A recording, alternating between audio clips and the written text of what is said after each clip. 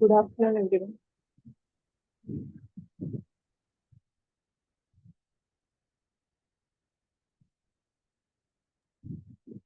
Good afternoon, Aksa. We'll start in some time. By 2 o'clock, we'll start. Let other participants also join. Okay, sir.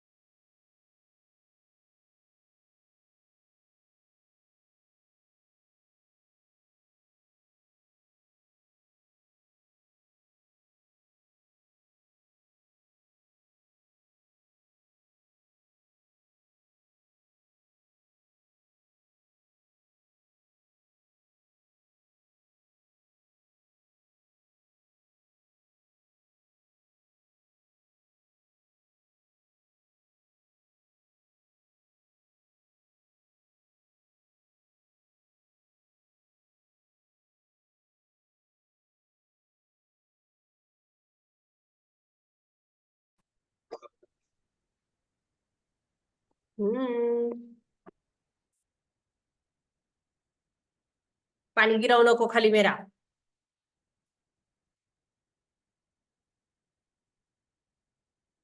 Oh, sorry.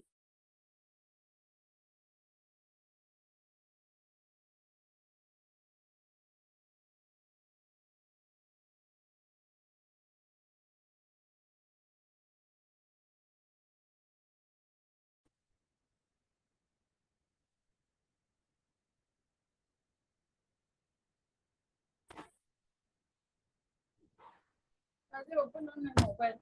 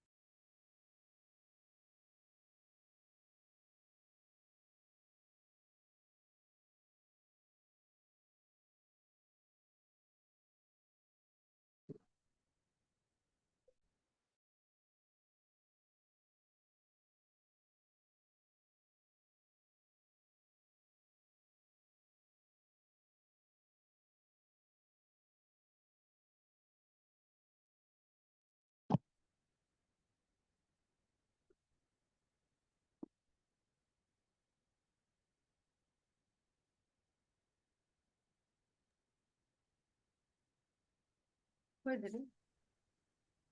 Oh, my class, I've got.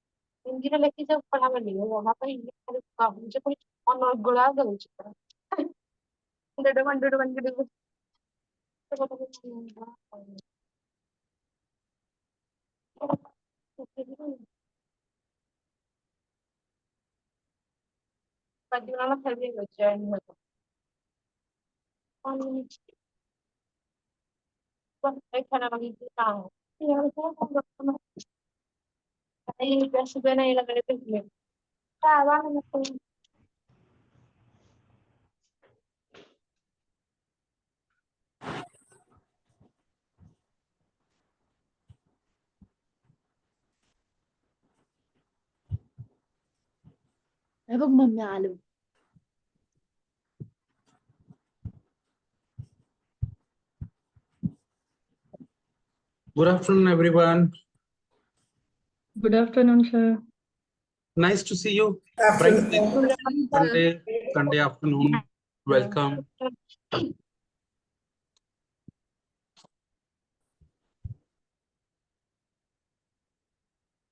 Requesting everyone to keep the cameras on, please.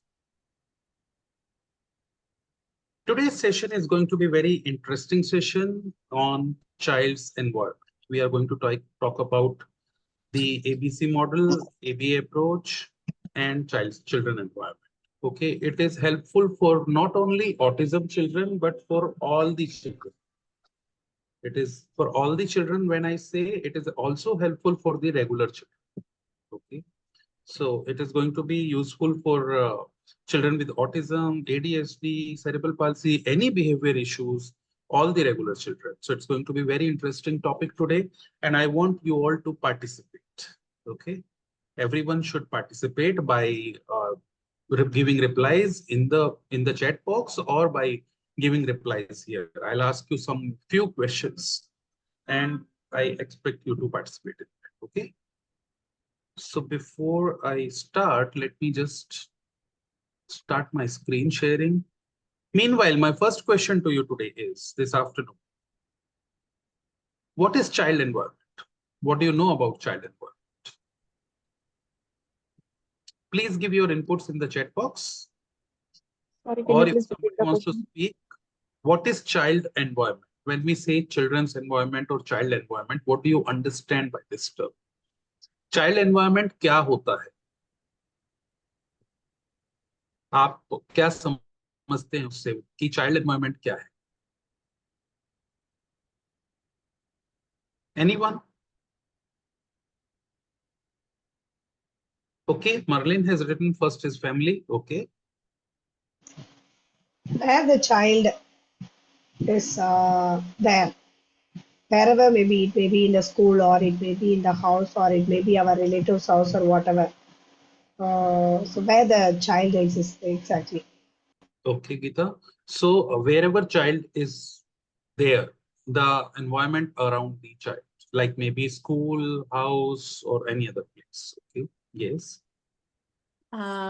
जो normal मैंने क्या बोलते हैं हम लोग normal developmental जो ये follow करता है एक बच्चा तो ओके उन्हें 0 to 5 years तक जो बच्चा नॉर्मल डेवलपमेंट फॉलो करते हैं उसको ही जो चाइल्ड एम्पावरमेंट हम सोच सकते हैं हर डेवलपमेंट को जो कोप करता है No, ma'am. Child environment is for all the children. It is irregular. As I said in the starting, मैंने आपको शुरू में ही बताया कि ये जो सेशन है ये सभी बच्चों के लिए।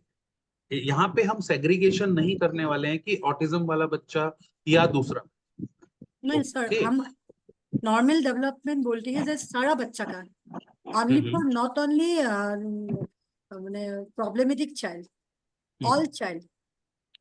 So this child environment will also will help us a lot in handling children with autism. जहाँ पे autism या ADHD के बच्चे आते हैं वहाँ पे हमें बहुत हेल्प करेगा चाइल्ड के एनवायरनमेंट को अगर हम रेगुलराइज करते हैं तो उन बच्चों को बिहेवियर सेटल करने में मैनेज करने में। Okay, but it is for all the children we need to look into. So in regular parenting also, if we have any parents here or any parent who is coming to us in our clinic or school, so in regular parenting also हमें parents को बताना है. We need to inform the parents about the child. Okay, so I've received some replies. Yes, child environment refers to nurture provided by caregivers, then the school, anywhere the child interacts. That is a very valid point. Anywhere the child interacts. Opportunity, social setting, family, and he says correct. Home, school, and all the places he's in, surrounding he is in, absolutely right. Okay, so let me share my screen and let us start today's session. We'll be talking about child environment for sure, but before child environment, we also need to talk about a few other things, what all is required. Just a moment. Yes, I hope my screen is visible. Screen dikh raha hai aap log ko, right? Okay. Yes. So overall development of children, what all areas we need to look into? When it comes to autism or when it comes to ADHD or any other developmental delay, most of the clinicians fail to look into all the areas. Occupational therapist majorly would be looking into fine motors and gross motors. Language therapist, speech and language pathologist will look into language area or speech area. Or behavior therapist majorly look into the cognitive skills or self-help and adaptive. But we agar ek bachche ka overall development chahiye, if we want a child, I'll be using Hindi and English both today because there are few participants jo sirf Hindi samajh sakte hain or few who cannot understand. So I'm using mix of the language. Whatever I'm saying in English, I am repeating in Hindi. मैं हिंदी में जो बोल रहा हूँ उसी को English में repeat कर रहा हूँ. Okay, for your understanding. So overall development अगर हमें किसी बच्चे का करना है तो उसमें हमें बहुत सारे areas हैं जिनको हमें देखना. So there are all these areas which we need to look into when we are doing overall development of the child, which are cognitive skills, spiritual and moral, language, gross motors, fine motors, self-help and adaptives, and social and emotional learnings. So as a professional or as a parent, whenever you get a child, if your own child as a parent, you need to screen the child in all the areas. Which all area child has deficit into, where you can help or you can send the child to the required therapists. But it should not be just speech and language and OT. Speech and language is very important. OT is occupational therapy is very important for fine motors and gross motors, but other areas should also be not be neglected for the overall development of the child. Okay, people who are running your own rehab centers or own clinical child development center clinic setups, these schools, inclusive schools, my request to you all is to have the and team which can look into all the areas. अगर आप अपने centre को एक paediatric rehabilitation centre बनाना चाहते हैं और child development centre बनाना चाहते हैं इन होलिस्टिक अप्रोच और in overall true approach, then you need to have professionals or people who are trained into all these areas. One person cannot be the one, so interdisciplinary approach of all therapies is important.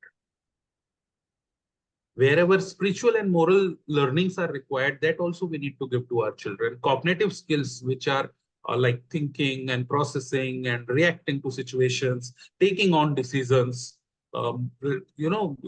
expressing own choices. Everything in cognitive is also required.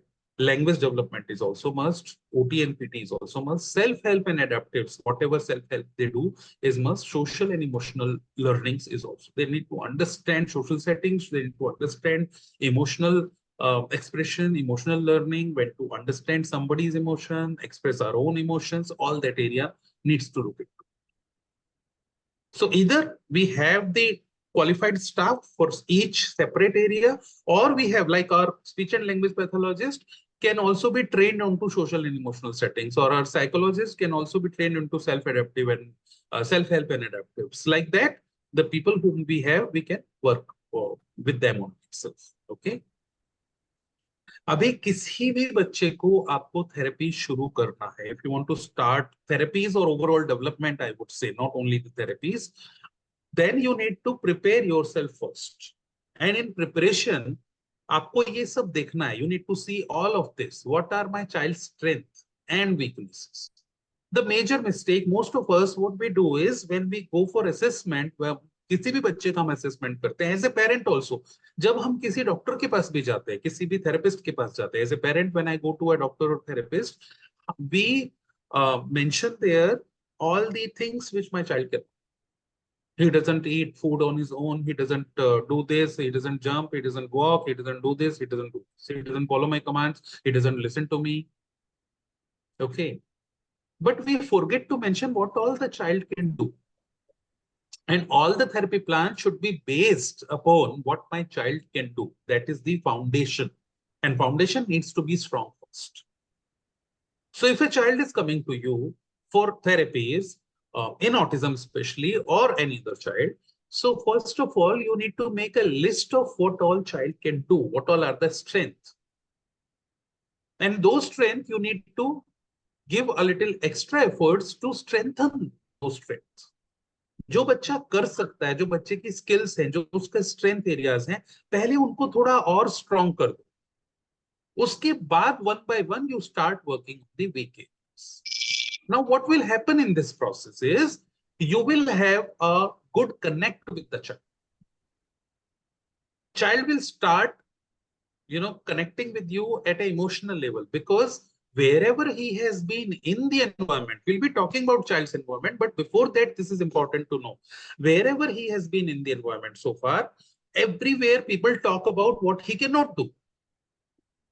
घर पे यही होता है, ये बच्चा सुनता नहीं है, ये बच्चा जवाब नहीं देता है, ये बच्चा ये नहीं कर सकता. Even when we take the child into the some sort of public place like social settings, I would say mall or traveling in a train or at the airport, all people are looking at that child, focusing on him. Oh, he cannot do this. Oh, he cannot do this. Oh, he is disabled, or he is specially enabled, whatever name you give. He is handicapped, Viklang, whatever name you are giving it. But ultimately focus is on what he cannot do. Now the entire environment. Imagine you yourself joining a new job, going into a new setting, or a girl being female, if you're getting married to a family and going in a new family, and the entire day, everyone in the family is talking about what you cannot do. Nobody is perfect here, right?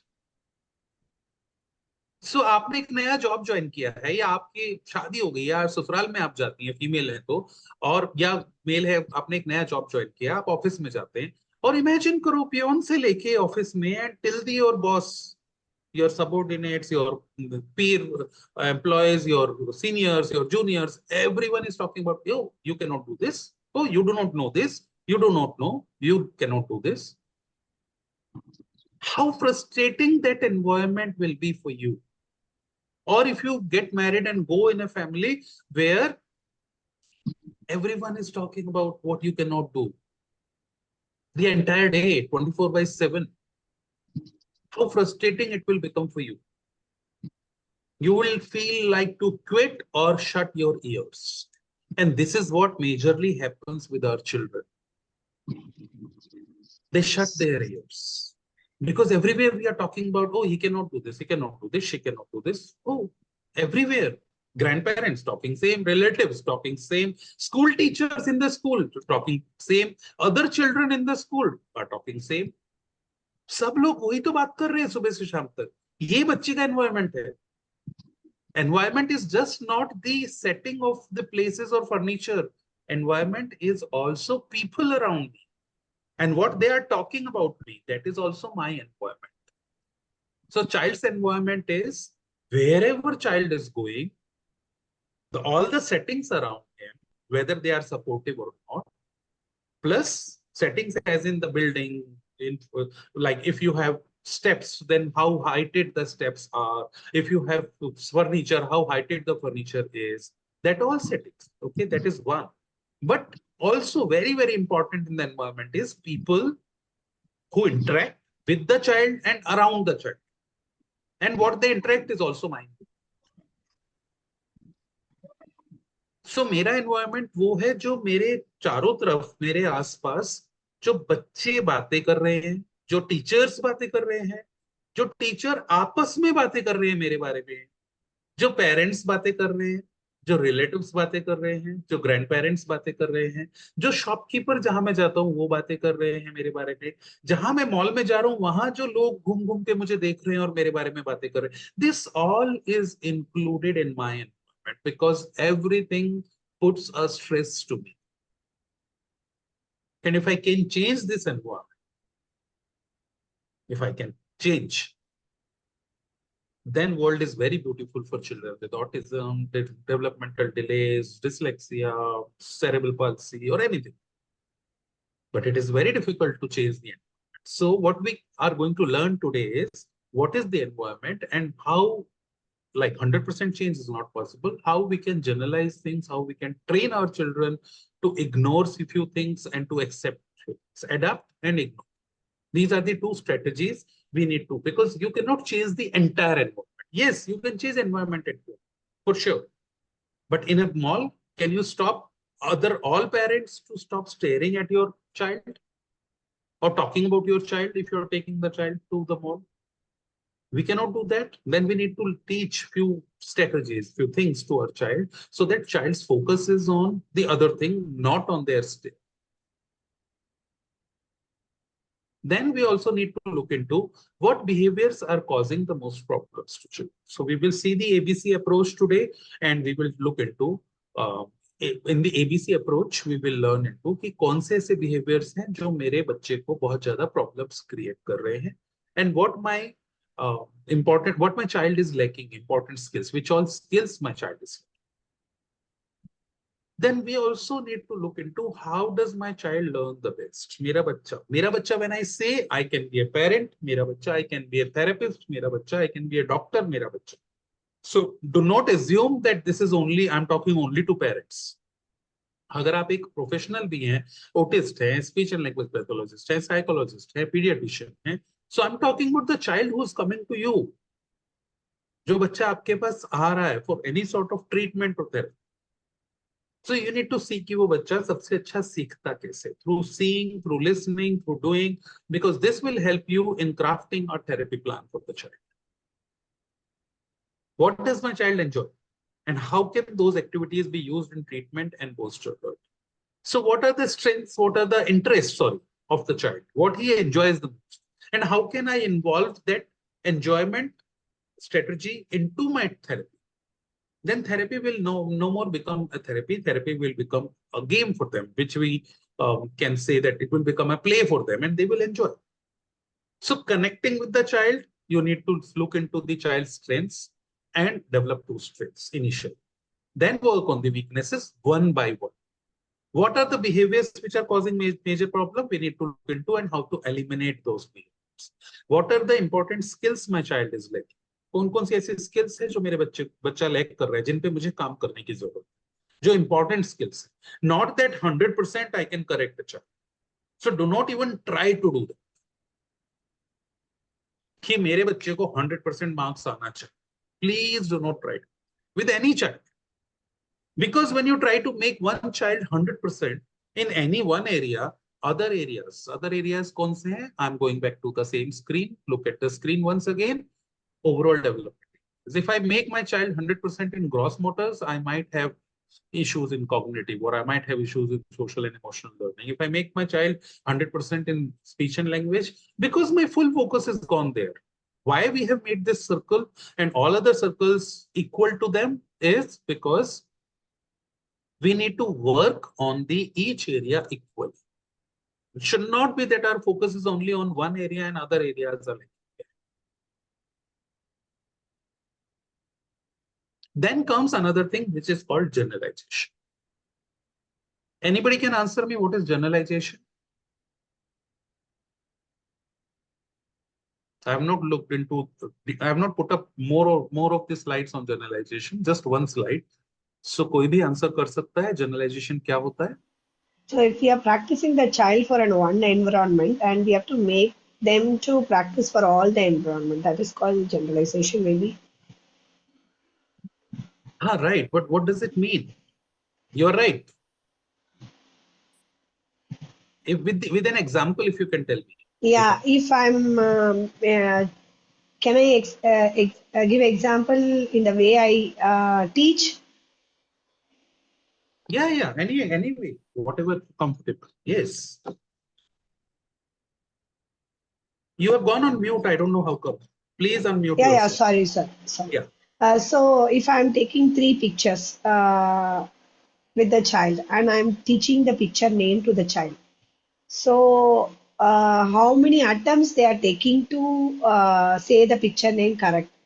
And we have to then make it for all the pictures. I'm taking first initially three pictures with the child. Then later on, if all the three pictures are correct, I should not stop with that three pictures. I have to make it as a generalization with all the other pictures what I want to teach with the child. Maybe? Is Right. it right, sir? Correct. हाँ, ये जो ma'am ने बोला है, ये जो बच्चा सीख रही है, वो बच्चा हर जगह में, हर सिचुएशन में वो दिखा सकते हैं जो पिक्चर होते हैं, हर जगह, हर मैंने मतलब जो भी मैंने सिचुएशन आता है वो दिखा सकता है, तो उसको जनरलाइजेशन बोलिए. Yes. Absolutely. You both are correct. Absolutely Yeah, correct. maybe I want to add one more thing to this. See, maybe in my house, the child is drinking the water properly. Maybe in that environment, I have to make it in a generalized way. Wherever he or she goes, whether it is to the restaurant or whether it is the school or whether it is a public place, wherever the child goes, they have to drink the water in the proper way from the proper place. They have to get it. Maybe that is that in that you are expecting. Very close. Very close to like what I'm expecting. Very nice example. I'll elaborate your example. Yes, Merlin said to all kids in the class. No, Merlin. It's not to all kids in the class. It's about one child. It's about generalizing that child. How? As Geeta has said or Rekha ma'am have said, that they should be able to do any task in different environments with different people and with different times. It's like if you have taught one child to drink water in a glass at home, what happens in autism? Major problem. Geeta, you have given a very real example. If my child is drinking water at home, if my child is with autism and drinking water at home in a glass, in a I would say in a steel glass. Now what happens? When I take the child to a restaurant, the water is served in another glass. Like steel glass, when I say it's a tumbler. He's taking water in the tumbler. And when I take the child to a restaurant, they serve water in a glass.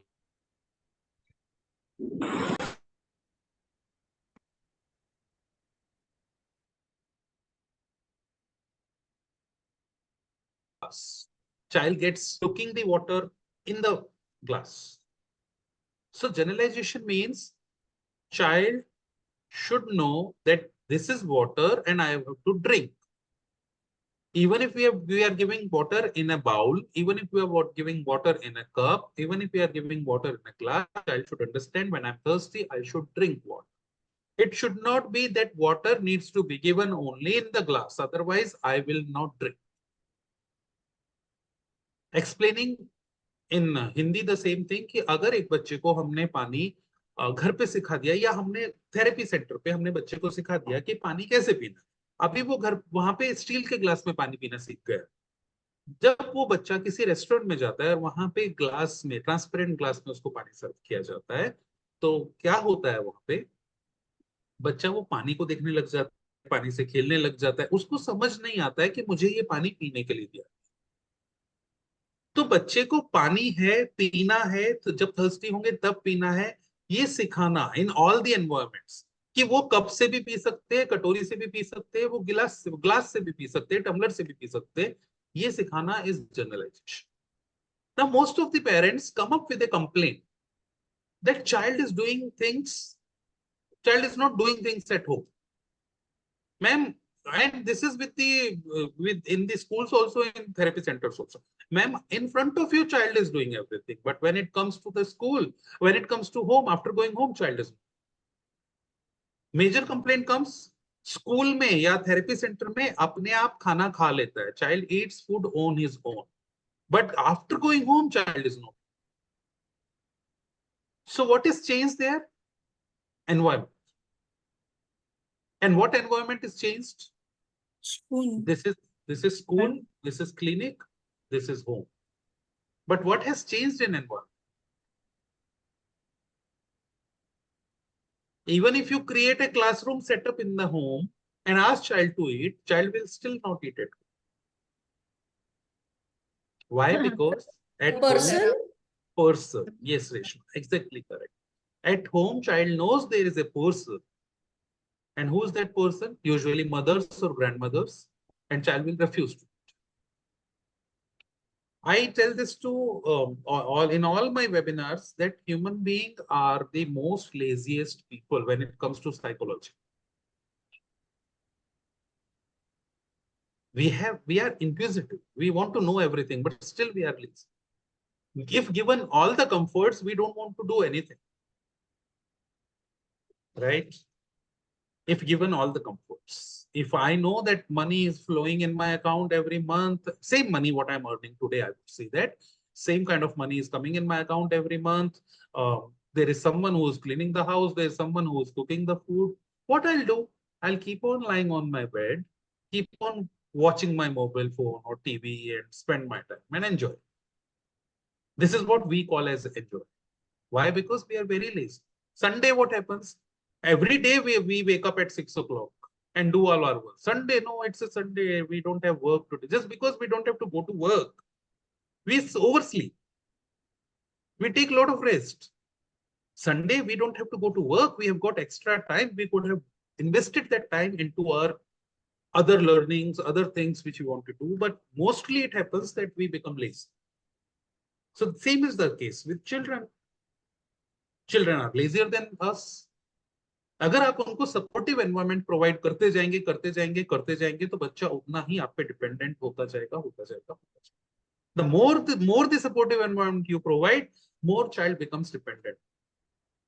Rather than supportive environment, we need to provide them learning environment. Give opportunities where child can learn. Child has to do own activities with this screen. When you are providing a learning environment, what you need to look into? Child strengths. So environment would be strength-driven environment, not the weakness-driven environment. If I want to teach maths to a child, a plus, I would say, because I'm talking about children who have developmental delays or who have difficulties in learning, I want to teach them addition and subtraction.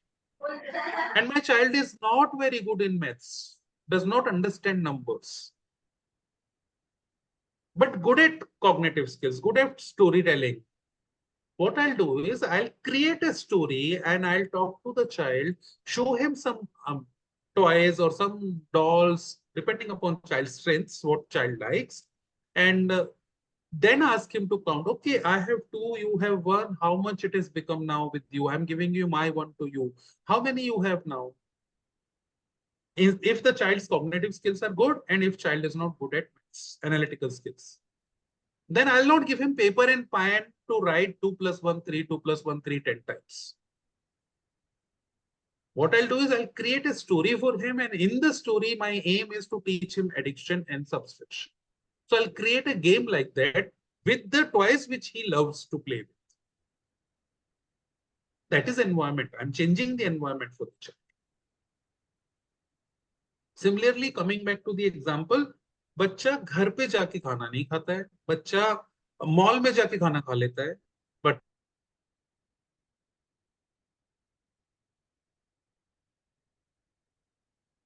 of such complaints. So you need to look into what is changing in the environment. And when you look into the environment changes, you need to look into settings and as well as people. Because sometimes people are the same, but settings change. You take the child in a very loud music environment where there are a lot of lights, and you expect child to behave the same way child is behaving at home. You say people are same, it is me only, I am a mother, I am taking the child to another environment. Now what is changing? Their settings. Music is loud. Maybe if you know this, prepare yourself first before talking about environment. If you know this page, then you know child is, what are the weaknesses of child? That child is auditory hypersensitive. He doesn't like all loud music, or he has sensitivity issues towards light. He doesn't like those disco lights. And now you are taking child to a function of your friend's daughter's wedding or your relative's wedding, where you know that there is going to be crowd, there is going to be a lot of lights and a lot of music.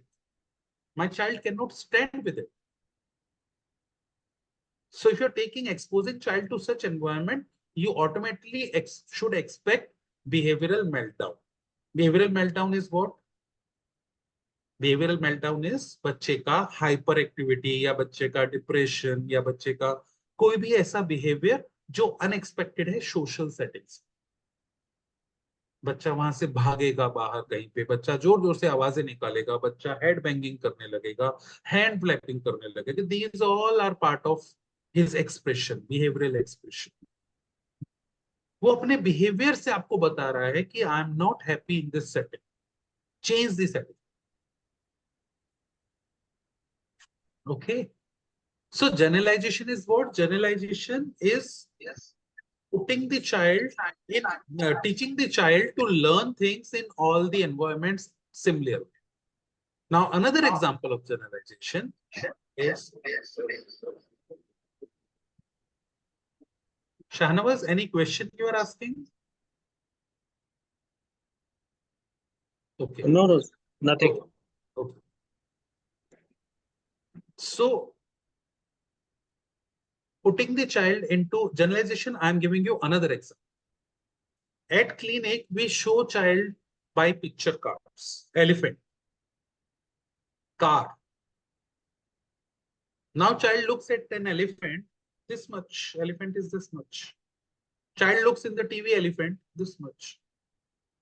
But generalization is exposing the child to an environment where he can actually see live elephant and relate with the card which he had seen, or relate with the video which he had seen on TV. Then he knows what actual elephant looks like. That is generalization.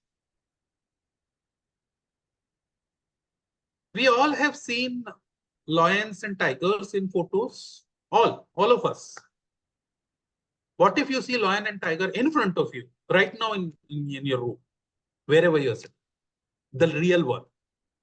He'll run. Suddenly, the reaction would be totally different, right?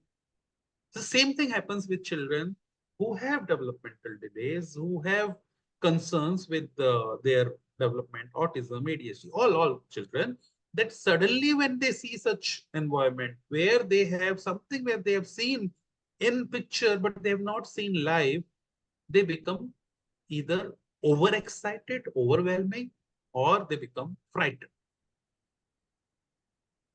We all have seen Ferrari car in movies thousands of times. Every movie nowadays you see Ferrari, Camry, all these cars.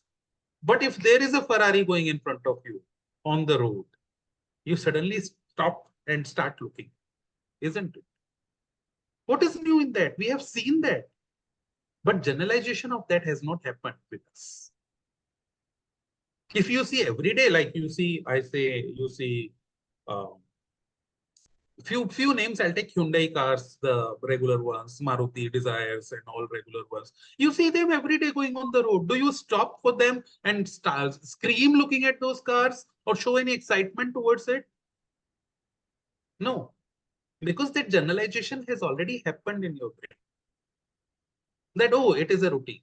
Imagine a village where there are no roads, roads are very bad in position, and suddenly somebody goes in that village with a long big car, maybe Mercedes or maybe BMW or sedan one or something, where generally people don't have cars. If somebody goes in a car, or even if somebody goes in a regular car, all the children of the village will start running behind the car.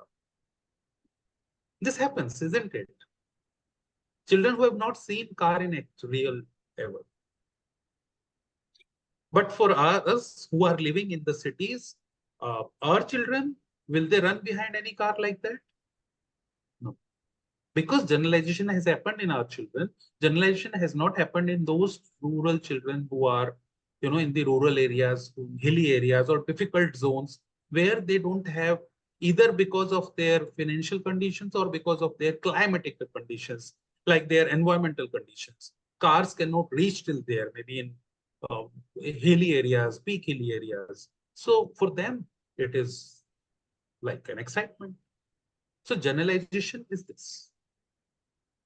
We need to prepare our children for generalization, because anytime any such situation can come, that they will be put up in an different environment. So whatever we are teaching, coming back to Geeta Parveen, coming back to your first answer, that whatever cards I am showing to the child, whatever pictures I am showing, वो picture देख के, 3 picture देख के तो मुझे नाम बता रहा है, बट अभी वो 3 pictures को जब मैंने 10 picture के साथ mix कर दिया, अब वो नाम नहीं बता पा रहा है. वहां भी जनरलाइजेशन ही है. You were right at that point also. But मैंने आपको दूसरा एग्जांपल देने के लिए इसलिए बोला कि बाकी सबके लिए it should become easy to understand what is generalization. So now we all know that what is generalization. Sir, Yes. can I ask you something? Please. See, when this is with the things or the object or with the pictures, but this even happens with humans.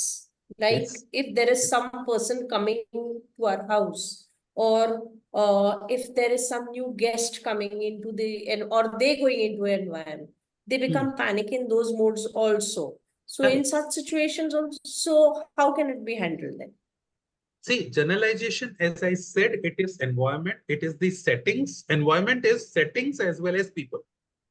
Usually what we feel when we say environment, we talk about the settings only. But we forget about people. So you are saying correct that generalization, child environment, we need to prepare our child to have both the environments, both the elements of child environment.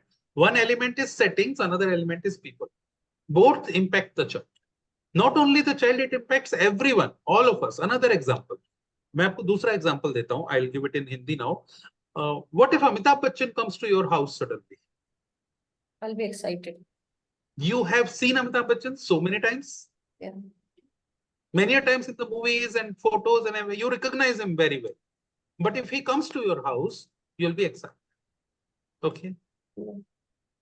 What if a police person suddenly comes to your house? There'll Will be a you be fear. excited? No. There'll be fear. You'll be suddenly, why is somebody with a police uniform whom you do not know? Yeah, if you know, if some of your relative is in police and he comes often, that is different. But somebody, a police professional within uniform, comes to your home, even of inquiring the neighbor's house. Suppose he wants to know, even if for the address inquiry he comes, your heart starts beating fast. Looking at him. Just because he is in uniform. And when uniform is not there, anyone comes and asking for inquiry or something, do you feel that frightened? No. So it is the setting. Setting is what? It's not the people here. It's the setting, uniform. So you need to understand and segregate both. What is the setting? What is the people? And make children habitual for everything. Generalization. Habitual is generalization for everything. Now, if I want to take my child, if I want to travel, say I want to take a flight from Delhi to Kanpur, and I want to go with my child, I'm a parent. Suddenly, I'm making a change in child support. I'm taking him to the security personnel who is screening him. I'm going to the check-in counter with him. I'm going to the the waiting area with him. Then I may go to the lounge also with him. Then I'm taking the child in the flight.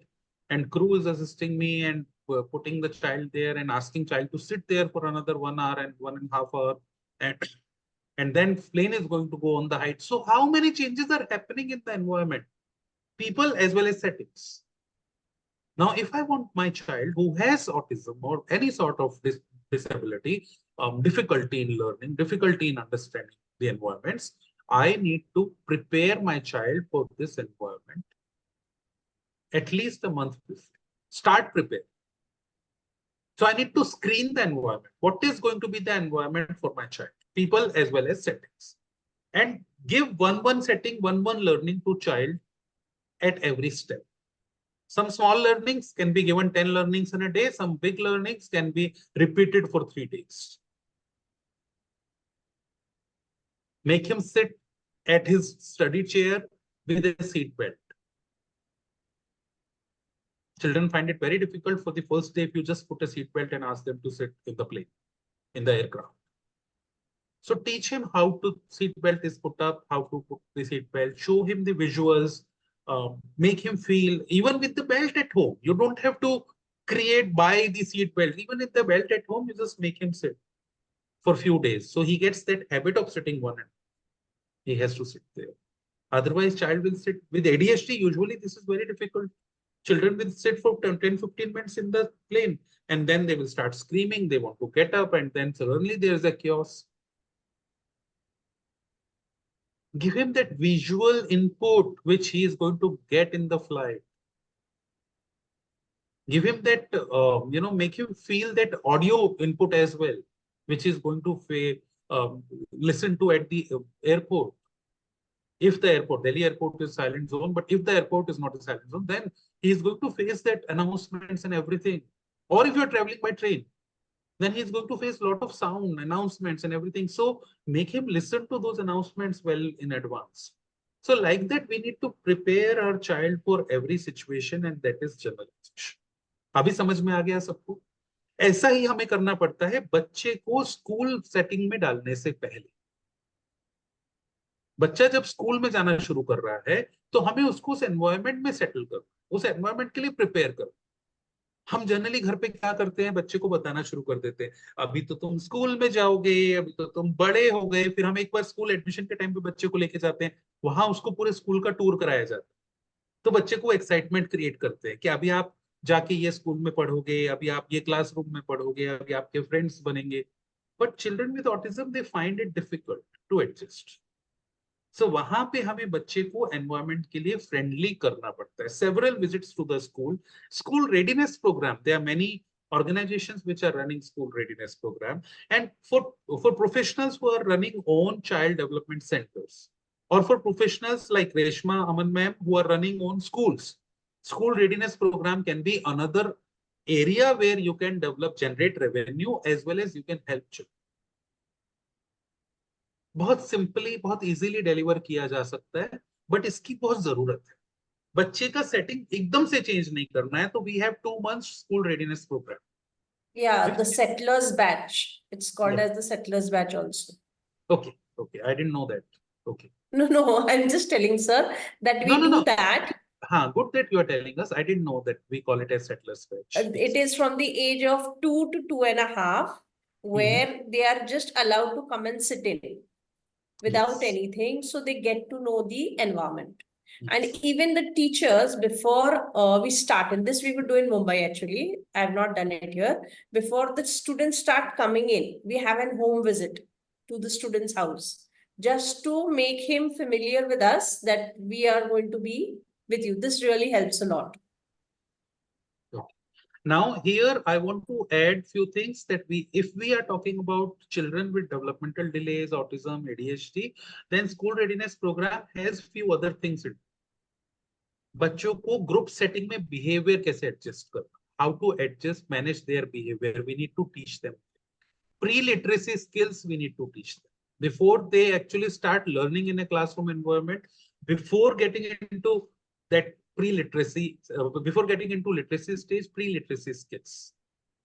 So बहुत सारी techniques हैं जहां बच्चों को pre-literacy skills develop कराना पड़ता है, autism वाले बच्चों, ASD वाले बच्चों को, सभी.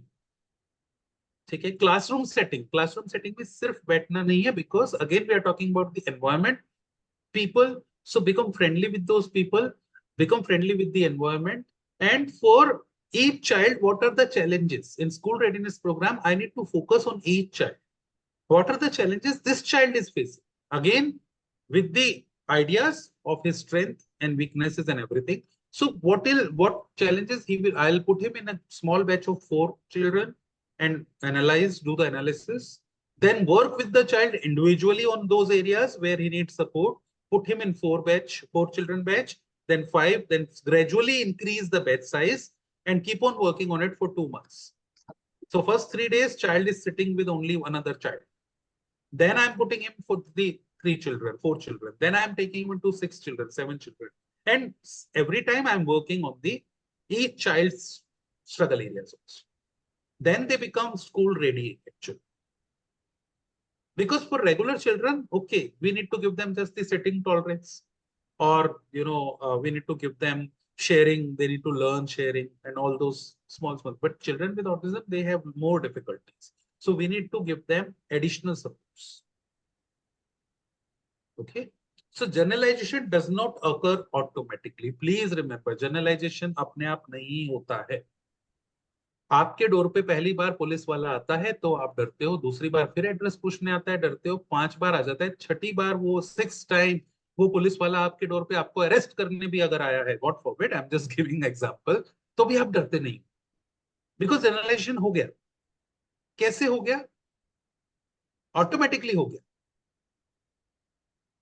क्योंकि आपको सिचुएशन में 6 बार डाला, 6th time you were there in that situation, then generalisation.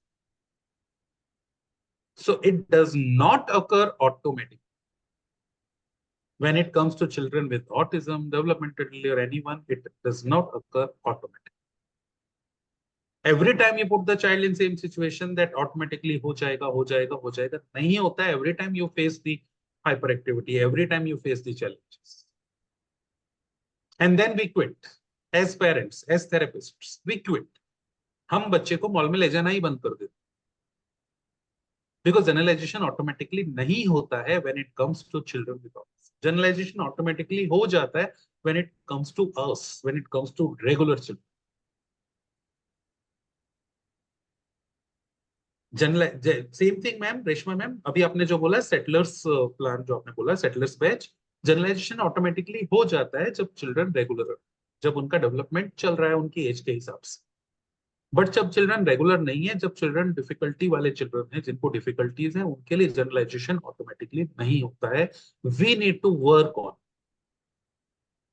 Okay, generalisation is not an afterthought और side effect. It is not something that because I am taking the child there, this has happened, this will happen, or it is like afterthought that okay, after putting the child in that situation, let him jump. It's like when I say, if you want to learn swimming, you need to get into the water. Does that mean I'll throw my child in the water and child will learn swimming? So it is not afterthought. It is not side effect. It is not side by side. It will happen. Okay, my job is, I am a shadow teacher. My job is to do the teaching for the child. Generalization तो अपने आप हो जाएगा. मैं shadow teacher हूँ, मेरा काम तो सिर्फ बच्चे को पढ़ाना है. Generalization अपने आप हो जाएगा. या मैं तो फाइन मोटर सिखा रही हूँ, मैं तो ऑक्यूपेशनल थेरेपिस्ट हूँ, मेरा काम तो सिर्फ उतना ही है. जनरलाइजेशन तो अपने आप हो जाएगा. नहीं, अपने आप नहीं होगा. जनरलाइजेशन में you have to work, and anyone, parent, shadow teacher, school teacher, or the therapists, the doctors, everyone has to work on generalization. Then only child will achieve generalization. Generalization is the central goal of intervention. My goal of intervention is not that child will start eating his own food. That मेरे clinic पे आ रहा है, बच्चा सब कर रहा है, मैंने बच्चे को ठीक कर दिया, अभी आप बच्चे को लेकर जाओ. Child is coming to my clinic, child is doing everything in front of me. It means child is fine. Now you take your child back to me. Child is coming to my school and doing all numbers and everything. Child is doing all calculations or whatever is the curriculum. Child is reading, storytelling, everything child is doing in the school. But that is not the central goal of, sorry, that is the generalization is the central goal. of intervention. If I am doing intervention, child should do it in every setting. Then only parents will realize that you have done something. As a professional, parent will value you only when child is showing improvement at home, improvement in front of other. आपके cabin में आके अगर बच्चा सब सही कर रहा है तो पेरेंट को नहीं दिखता है वो कि देखो बच्चा तो सब सही कर रहा है मेरे केबिन, बिकॉज बच्चे को तो सोशल सेटिंग्स में जाना है ना. बच्चा सारा टाइम आपके साथ तो नहीं रह सकता है. All the 24 hours child is not with you. So child should do whatever child is learning. Child should do all those things in the other settings also. So generalization is the central goal of intervention. जहां पे हम miss करते हैं, most of the therapists, they don't add generalization in their teachings. What they add is learning this skill, go to next level, learning this, go to next level, learning this, go to next level. And these children, they have learned everything, and then we call them children have become robotic. ABA therapy has made them robotic. All those things आपको सुनने को मिलेगा जगह जगह पे. आप Google पे भी सर्च करेंगे तो आपको बहुत कुछ सुनने को मिलेगा. क्यों सुनने को मिल रहा है? Because not because the therapy has gone wrong, not because the principles of therapy is wrong, just because the generalization is not being done, just because we have not looked into this screen. बच्चे का social and emotional part तो develop हुआ ही नहीं, बच्चे का एडेप्टिवनेस तो develop हुआ ही नहीं. वो नए एनवायरनमेंट को, नई चीजों को एडेप्ट ही नहीं कर पा रहा है, सेल्फ हेल्प नहीं कर पा रहा है. आ गया फाइन मोटर्स, ग्रॉस मोटर्स, ठीक है, फाइन मोटर, ग्रॉस मोटर मैंने बच्चे को सिखा दिया, देखो पेन तो बराबर से पकड़ता है आपका बच्चा. बट जनरलाइजेशन, टूथब्रश पकड़ना तो सिखाया नहीं, चम्मच पकड़ना तो सिखाया नहीं. फाइन मोटर तो बिल्कुल ठीक है, बच्चा पेन पकड़ रहा है, बट क्या बच्चे को टूथब्रश पकड़ना आ रहा है? क्या बच्चे को स्पून पकड़ना आ रहा है, फोक पकड़ना आ रहा है? सो अलग अलग सेटिंग्स, स्पून, फोक, पेन, आपको बदल बदल के ट्राई करना है सब कुछ. जो उसकी डेली यूज में आने वाली सब चीजें हैं, उसको सब चीजें अच्छे से पकड़ना आना चाहिए. Then I will say fine motors have been developed. Just by doing assessment on 5 items, I cannot say fine motors is fine or gross motors is fine. I need to look into the entire child environment. पूरे दिन में बच्चे को कहाँ जाना होता है, क्या क्या करना होता है, वहां पे वो सब चीजों में सही से कर पा रहा है, तब मैं कहूंगा yes, fine motors are proper. Then I can release the child. Otherwise होगा वही कि बच्चा जब वायलिन सीखने जाएगा या गिटार सीखने जाएगा तो बच्चे के फाइन मोटर्स काम नहीं कर रहे. स्पून फोक पे तो आपने सिखा दिया, बट अदर एरियाज में बच्चे को सपोर्ट नहीं हो रहा है. So this page, this screen is very, very important, and every child should be screened for all these areas. Keeping this in mind, whenever you are planning the therapies, this screen, I'll be sharing this PPT. So this screen is also very important here. Now, how to improve generalization, how to promote generalization, I would say. Teach skills in many different environments. अब environment की बात करेंगे तो we will talk about settings, we will talk about people. So whatever I'm teaching to my child should learn that in a different environment and with different people also. So setting भी change करो और लोग भी change करो. Most of the parents, when they come to the therapy center, they say, my child is happy with this therapist, please give me this therapist only. This is a challenge which most of therapy centers face. Any therapy center owner here? कोई अपना therapy center चला रहे हैं? Anyone who has faced this? That parent want therapies to be done by a particular therapist only? Yes, sir. It is very common. Mother usually say that my child is comfortable with that person, so please continue with that. फिर आप क्या answer करते हैं उनको sir? अब उनको बोलते हैं कि ये हमेशा हर जगह साथ पे नहीं जा सकते, ये कभी दूसरी जगह जाएंगे, तो उनको आप कुछ मतलब कस्टमाइज होने दीजिए दूसरे लोगों के साथ. So it is very important. आप उनको ये you're giving the correct answer, right answer, and same time you can say it is part of generalization. It is part of generalization of child that I am putting child with various people to get trained on. They will teach the same skill, fine, but they will teach in a different way, and people are different. So child will learn to manage himself in society. This is a very common challenge we face because in a therapy center which is full as in number of children and number of therapists. So I need to change therapist at times. Suddenly one therapist is not coming for 10 days. He has a wedding in family or unforeseen event in family. Now what will I do? Will I cancel the sessions of the child, which will impact on his development? What will I do? I'll put that child with, adjust the slots of that child with my another alternate therapist. And parents start cribbing about it. Parents say, no, no, no, we want therapies only from that person. Only when that person will come back, we will come back to the center. Now we need to inform the, if अगर अपने center में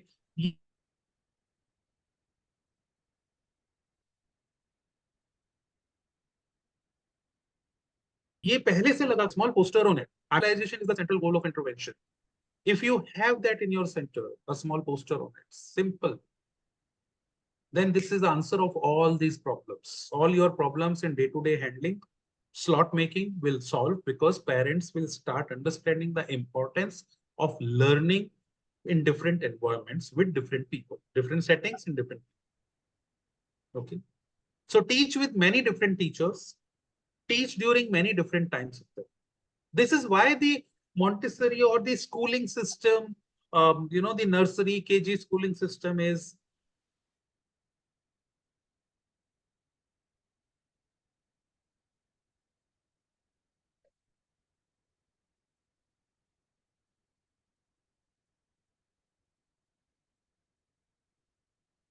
developed maths, Hindi, English back home. Why do I need to give 4 teachers there? For generalization. Cannot a single B.Ed trained teacher, B.Ed certified teacher teach? I'm talking about nursery. I'm not talking about 10th, 11th, 12th classes where they need to go deep into the subject. But I'm talking about nursery classes. Cannot somebody teach them, the English, maths, Hindi, or whatever subjects we are teaching? One person can teach? Yes, one person can teach easily. But to promote generalization, the education system has evolved in a way. Earlier, there used to be only one teacher. In earlier ancient times, if you see, there used to be, like even in government schools, there used to be 1, 2, 3 teachers in the school, in the villages, and those 3 teachers are teaching all the subjects. But now, they are separate subject teachers to promote generalization. Teach during many different times of day. Now, if you are keeping child slot 4 to 6 every day, it should not be 4 to 6.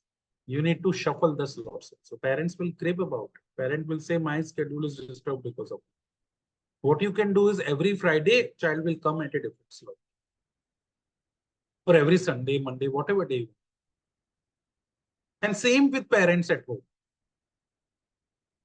Once I go back home, I will play with my child from this time to this time. Every day. Now, suddenly one day I'm not well. I'm not able to play with the child. And child wants to play with me. Suddenly one day in office, I've got delayed, but it is playtime for the child. I'm asking my home help. I'm asking my mother-in-law or somebody who's helping me at home to look after the child or to play with my child. But child is not settled. Child has autism, ASD, child is not being settled. They are not able to handle the child. Suddenly, if I'm asking them to handle for one day. But if I have already promoted generalization, if I have already structured the child in a way that I'll be playing with the child different times of the day, sometimes granny will play, sometimes grandfather, or sometimes neighbor child will come home and he'll play with him. Sometimes I'll play at home, sometimes I'll play at garden, sometimes I'll take child in a mall, different areas will work on, or a relative's house. Then child is accustomed. Generalization happens, and because of this generalization, child is it becomes easy for us to teach the child. It's become easy for child to be managed. So the structured time slot we have already discussed. I think other professionals might have also told you in autism, structure is the major issue. That children with autism or adults with autism, they want to follow a set routine, set structure. Thoda bhi idhar udhar hua, if you change it a little bit here and there, then they become difficult to handle. But if generalization has been done properly, then it is easy to handle children, adults with autism. Do not do the same thing the same way. Why all the time? It should be by all the time, not why all the time. I think spelling is mistyped. So do not do the same thing, same way by all the time. As in dinner time, same thing, dinner. Same way, every day on dining table, in the same plate and spoon. Because child loves to eat in that. But suddenly, if that plate is broken, what will you do? How will you handle the child? Suddenly, if you are taking child in a different environment at somebody's house and there he'll not get his plate and this. I have seen mothers carrying one big bag for the child because he loves to play only. I'm talking about ASD children. He loves to play only with this toy. He loves to eat only in this plate. He loves to wear only these clothes. He loves this. He loves that. That spoon, that bowl. No, generalization. So not the same thing, same way, and not the same time of the day. Sometimes give dinner at 9, sometimes give dinner at 10, sometimes give dinner at 8. Let the generalization take place. Not necessary in life that you will get dinner at 9 sharp every day in your life. There might be some sunny days, there might be some bright days. Similarly, you need to make them accustomed. Generalize. When skills are learned in DTT, make sure to practice them in natural settings. DTT is discrete trial training. We'll be looking at DTT later in our sessions in a detailed way. That is called discrete trial training.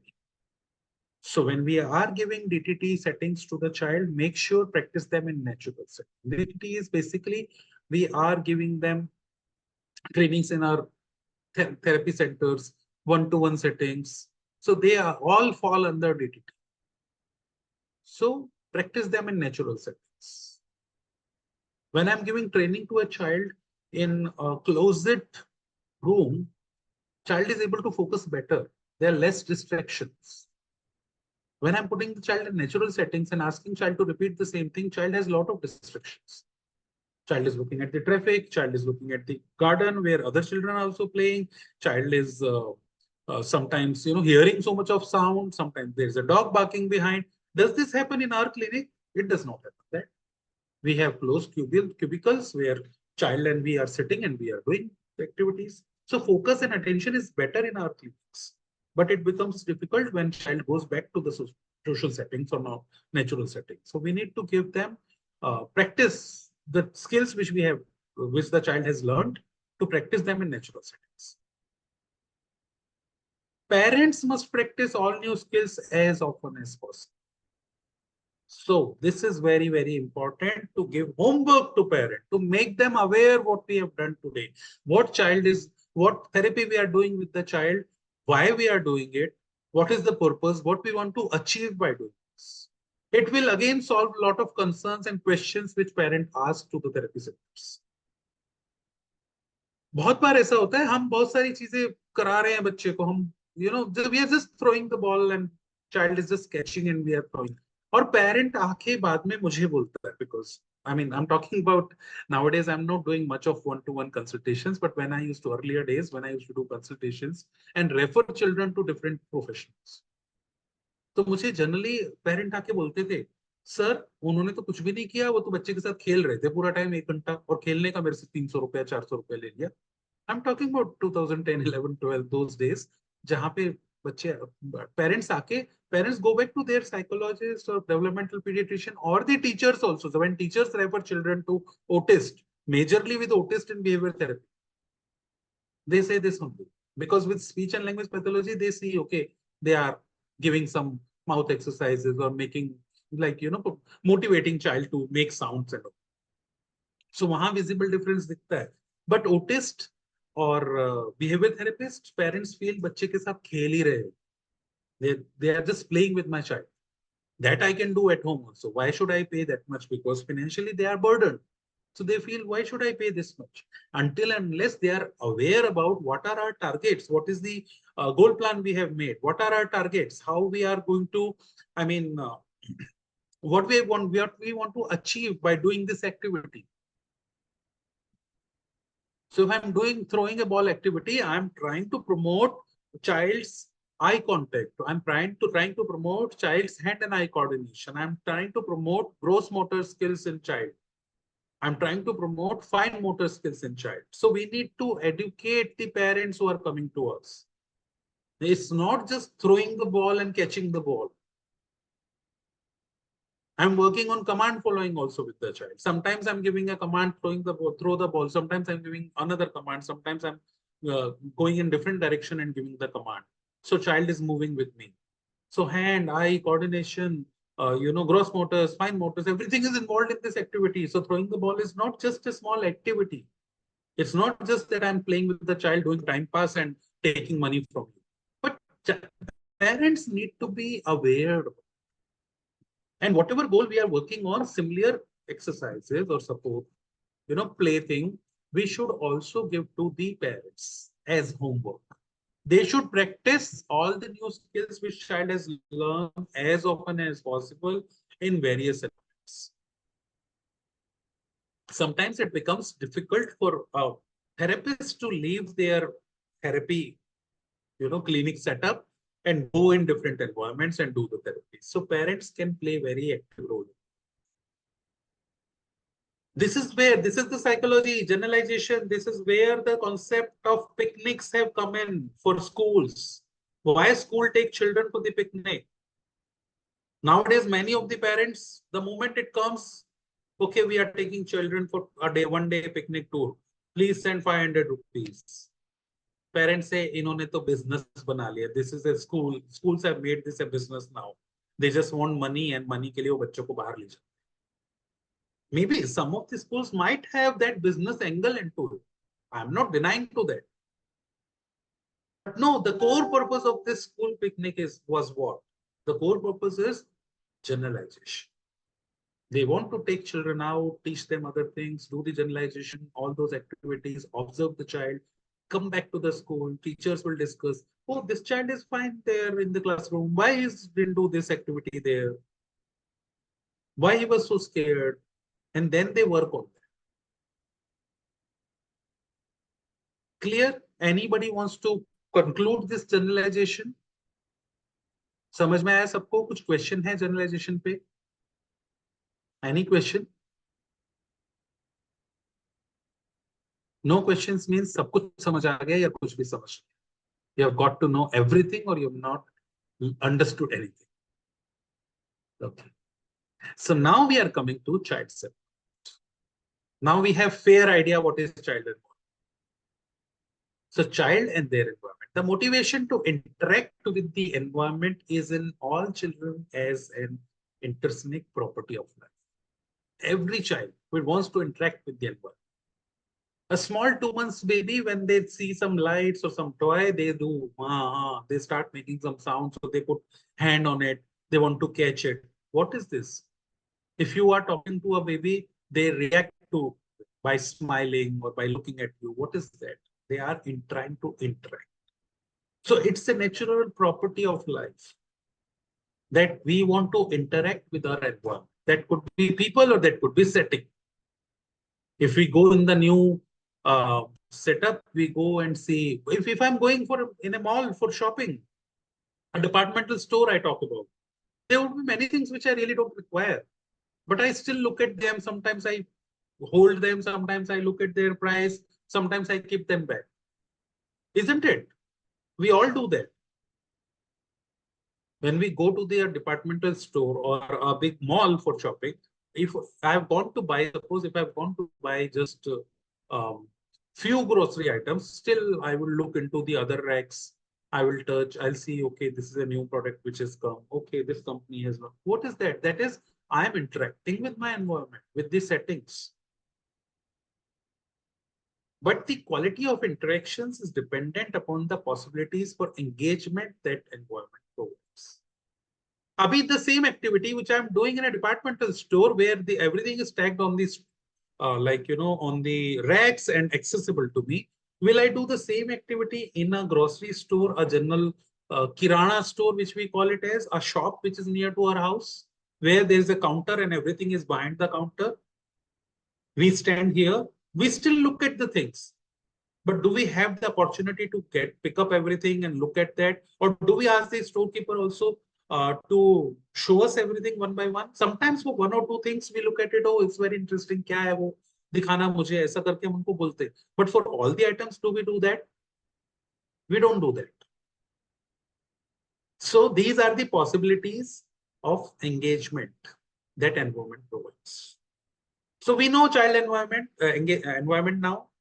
But child environment में child के अंदर तो वो एक property है, एक instinct है कि मुझे अपने एनवायरनमेंट से इंटरेक्ट करना है. बट वो इंटरेक्ट कब होगा? जब मैं उसको वो पॉसिबिलिटीज दूंगा जहां पे वो इंटरेक्ट कर पाए, possibilities of engagement with the environment. So a child's development is directly linked to their ability to interact with their. If you keep a child in a small closed setup in one small room, you are feeding the child time to time. You are cleaning him, giving him bath, everything, him or her, whatever. But you are not providing space for the child in the house to move around, to touch things. Child is not allowed. Child is just put up on the bed or sofa. Child is not supposed to do this, not supposed to do that. Do you think child will have a regular development? No.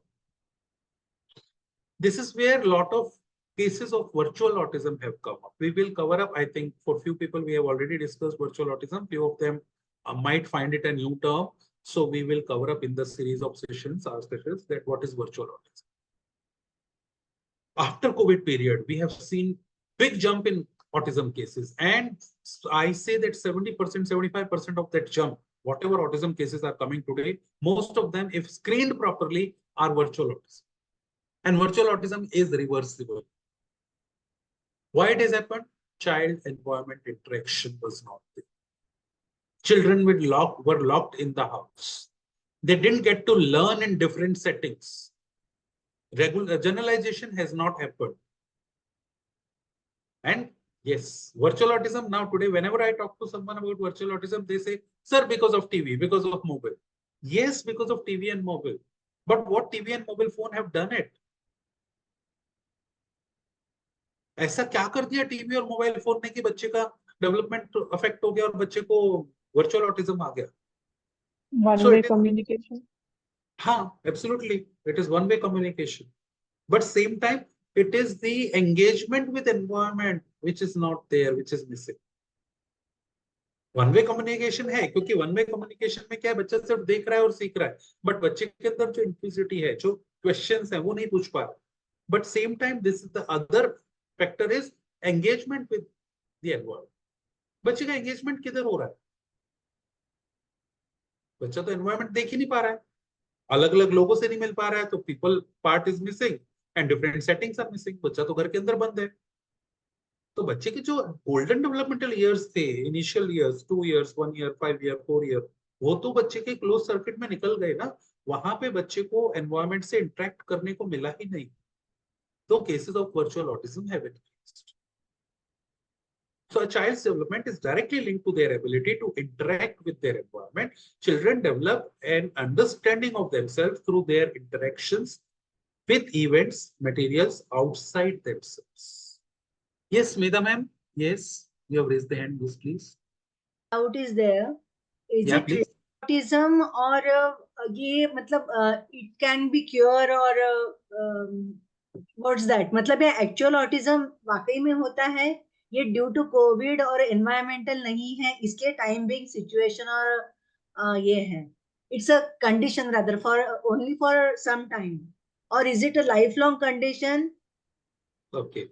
So autism is a lifelong condition. Now autism nowadays we classify into two when we do the assessment. One is classic autism, another is virtual autism. Okay. So जहां पे बच्चे में autism symptoms हमें दिख रहे हैं, हम diagnose कर रहे हैं बच्चे को कि ऑटिज्म है, अब वो डायग्नोसिस के टाइम पे ही मैं बच्चे का चाइल्ड एनवायरनमेंट को स्क्रीन करता हूँ. Child environment today, child environment since his birth or her birth till today. So that screening, I have a separate questionnaire which I fill up. And through that screening, I classify whether it is a virtual autism or it is classic autism. Now, classic autism, usually we say it as autism, which is a lifelong disorder. Okay. But virtual autism happens when child's environment, there have been some issues and child has not got the learnings from the environment. I would say child did not get the possibilities of engagement with the environment. So जब भी बच्चे को वो possibilities नहीं मिला, बच्चे को एक रेस्ट्रिक्टेड एनवायरनमेंट मिला, वहां पे चांसेस ऑफ ऑटिज्म, अब जिसको रेगुलर है उसको तो है ही, लेकिन जिस बच्चे को रेगुलर या क्लासिक ऑटिज्म नहीं भी था, उसको भी ऑटिज्म के सिम्टम्स आते. So all the children born in COVID have virtual autism? No. Because children before COVID were also having autism. So in the COVID period also autism के cases तो आएंगे ही, वो तो आ ही रहे हैं. But add-on हो गया है कि some children, and when I say some, trust me, with my experience, there is no data, but with my experience, 75% cases जो अभी ऑटिज्म के डिटेक्ट हुए हैं कोविड टाइम के बॉर्न या 2018, 17, 18, 19, 20 वाले बॉर्न जो बच्चे हैं, उन सबको जब ऑटिज्म डिटेक्ट हो रहा है, उसमें से नियरली 75% केसेस वर्चुअल ऑटिज्म के हैं, बट उनका भी स्क्रीनिंग मिस हो रहा है. We are not able to screen them on virtual autism. Not all the professionals are doing it, which we need to do. Because virtual autism mein we have same sort of development, same sort of therapies, plan, interventions, everything. But we have high hope of reversing it. I have seen results within 6 months to 8 months in children with virtual autism. The development results are very fast as soon as we change their environment. So, virtual autism का जो main cause है वो है children's environment. अब वो environment में one-way communication is one part. Yes, because of digital things, one-way communication. But they are not exposed to other settings. Missing generalization is another part. So virtual autism में generalization miss होगा. That is another. Okay, clear, madam? Yeah. So child care environment, हाँ, yes. Classical autism क्या होता है? जो आप autism बोलते हैं, रेगुलर ऑटिज्म, उसी को ही क्लासिक बोलते हैं. ठीक. मतलब जो ऑटिज्म है ना, जनरली हम ऑटिज्म बोल रहे हैं, तो उसमें एक हो जाता है क्लासिक ऑटिज्म, जिसको जनरल आमतौर की भाषा में ऑटिज्म बोला जाता है. एक हो जाता है वर्चुअल ऑटिज्म. दो डिवाइड हो जाता है. वर्चुअल ऑटिज्म जो मैंने बताया कि जहां पे बच्चे को चाइल्ड एनवायरनमेंट के अंदर से कंसर्न आ रहा है, जहां बच्चे को चाइल्ड एनवायरनमेंट के साथ इंटरेक्ट करने को नहीं, वो सारा टाइम टीवी देखता रह गया, वो घर के अंदर ही बंद हो गया, तो वहां पे वो केसेस वर्चुअल ऑटिज्म में भी जाते हैं. ठीक है. Thank you sir. Welcome. So child care environment quality care environment है. अब क्या क्या होना चाहिए? चाइल्ड एनवायरनमेंट से हम आ गए हैं child care environment. So what should be child care environment? It should B age appropriate, child centred curriculum होना चाहिए. बच्चे का जो एनवायरनमेंट है वो उसकी एज के हिसाब से अप्रोप्रिएट होना चाहिए. 12 years old child and I'll give him environment of a nursery class. Will child be able to learn there? So it should be age appropriate. Now in autism, when I say age appropriate, it is the mental age of the child. Now age को भी हम दो में divide करते हैं, chronic age and mental age. What is chronological age? The whole world is chronological. In short, we say chronic. So chronological age क्या होती है? जो हमारी age अभी चल रही है. जैसे मैं किसी को पूछूंगा, he will say I am born of 1990. Born of 1990, as on today, possibilities are that the person is 33 years. So जो हम नंबर से अपने डेट ऑफ बर्थ से कैलकुलेट करते हैं उसको बोलते हैं क्रोनोलॉजिकल एज और chronic age. That is the age in number. अभी मेंटल एज का स्क्रीनिंग अलग से होता है कि बच्चा का डेवलपमेंट किस लेवल का है. एक बच्चा 6 साल का हो गया है लेकिन उसको अभी सिर्फ बोल पा रहा है उतना जितना 3 साल का बच्चा बोलता है. एक्टिविटीज उतनी कर पा रहा है जितनी 3 साल का बच्चा करता है. उसका बिहेवियर ऐसा है जितना 3 साल का बच्चा करता है. तो उसकी मेंटल एज क्या होगी? 3 साल. सो जब यहाँ पे हम एज अप्रोप्रिएट एनवायरनमेंट की बात कर रहे हैं तो एज अप्रोप्रिएट में ऑटिज्म के बच्चों की एज हमें मेंटल एज के हिसाब से अप्रोप्रिएट एनवायरनमेंट देना है. अब इसमें भी सब फर्दर सब डिविजन्स हैं. स्पीच एंड लैंग्वेज की एक अलग एज होती है, मेंटल एज. एक्टिविटीज की अलग मेंटल एज है बच्चे की, ओटी वाले बोलेंगे मेंटल एज 9 साल का बच्चा है, और स्पीच एंड लैंग्वेज वाला बोलेगा मेंटल एज अभी सिर्फ 3 साल ही है. सो ये भी अलग अलग सब डिविजन है, but we don't have to get into all this details. Point is बच्चे की जो मेंटल एज है, अब जो क्रोनोलॉजिकल एज और मेंटल एज है, जो बच्चे का रेगुलर डेवलपमेंट हो रहा है उनमें सेम होती है, जिनका regular development. So children who are growing with their development, their age is calculated with the date of birth, and that is called their age. Like you and I calculate my date of birth and minus from today's year to minus my date of birth is my age. So आप बोलेंगे what is your mental age? It is the same. The difference जहां पे भी mental age और chronological age में difference आएगा, वहां पे कुछ ना कुछ developmental delay, कुछ ना कुछ concern है.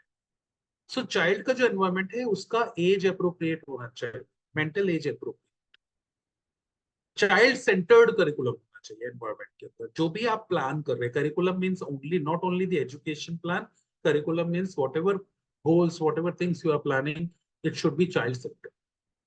A variety of inviting equipments and play materials accessible to children. अभी हमने देखा child environment, we have seen just now that child environment में there should be a lot of opportunity for the child to interact with the environment.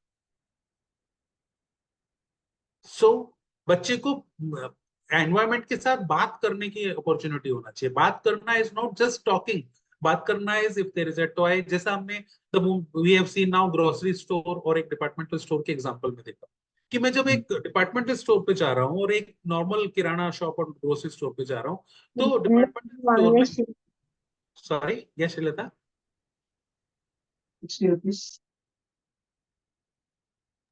No, sir.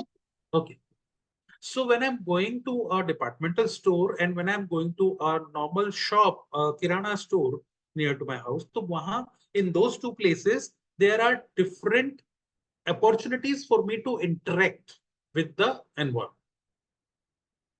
And chances of me learning and buying more things is at department store, not at the grocery store, normal shop.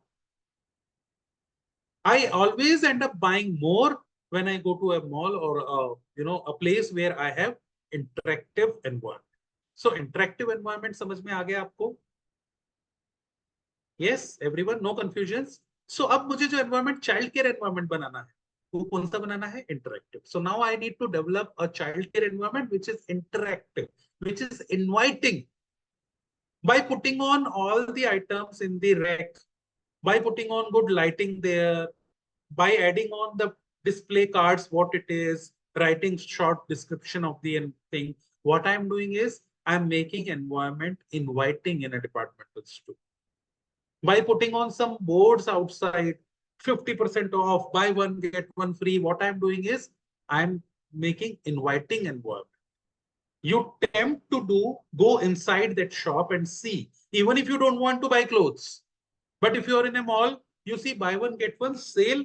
Okay, let's go and just check out. And you end up buying. So that is the inviting environment for you. Similarly, you get motivated to go inside. Otherwise, if it's a normal shop, if there is no boards outside, no inviting environment, you don't go inside. Similarly, for children, when I am creating a childcare environment, it should be inviting environment. Child should have some motivation to come inside. Why would child will come in the therapy room and play with the items? That's why you see all the childcare environments are bright in colors. You don't find pastel light colors, or with toys you see red, yellow, green toys. Do you see very light faded colors or dull colors toys? You will not find them because they want to make it inviting. Child should get attracted towards it. So whatever environment you are creating in childcare environment, it should be age appropriate, it should be child centered. It should not be my centered. Now, when I say child centered, again, I want to explain this. It should be on the height of child, what I want him to read or play with. If I'm keeping a rack, or if if I have a fridge in my house, so I'm talking about home environment now, I want to make it childcare environment. If I'm keeping toys of child on the fridge or on the dining table and child is playing down on the ground, Child is 3 years old. So child does not have opportunity to catch hold of those toys or take them out and play with them on his own. In that way, it is not child-centered curriculum. It is my-centered, because at my ease, I have kept the things. Whenever I have to give something to child, it is handy, I pick up and I give it. It is not an inviting environment. Child is not getting motivated to play with those toys, looking at them. Only child is playing with the toy which I am giving. That's why I recommend in every house, we should have a baby play zone, where we are putting on, even if I want child to do some dart game or some activity, that should be on child's icon. Major mistake parents do. We want children to play with dart game. You all know what is dart game? एक game जहां पे हम एक board रखते हैं और board के ऊपर हम निशाना लगाते हैं. It could be any way. It could be through a ball I'm throwing it, I'm putting a dart into it. So वहां पे हम पेरेंट्स क्या करते हैं, हम उसको अपने आई लेवल के हिसाब से रखते हैं और बच्चे को बोलते हैं वहां पे निशाना. अब बच्चे का height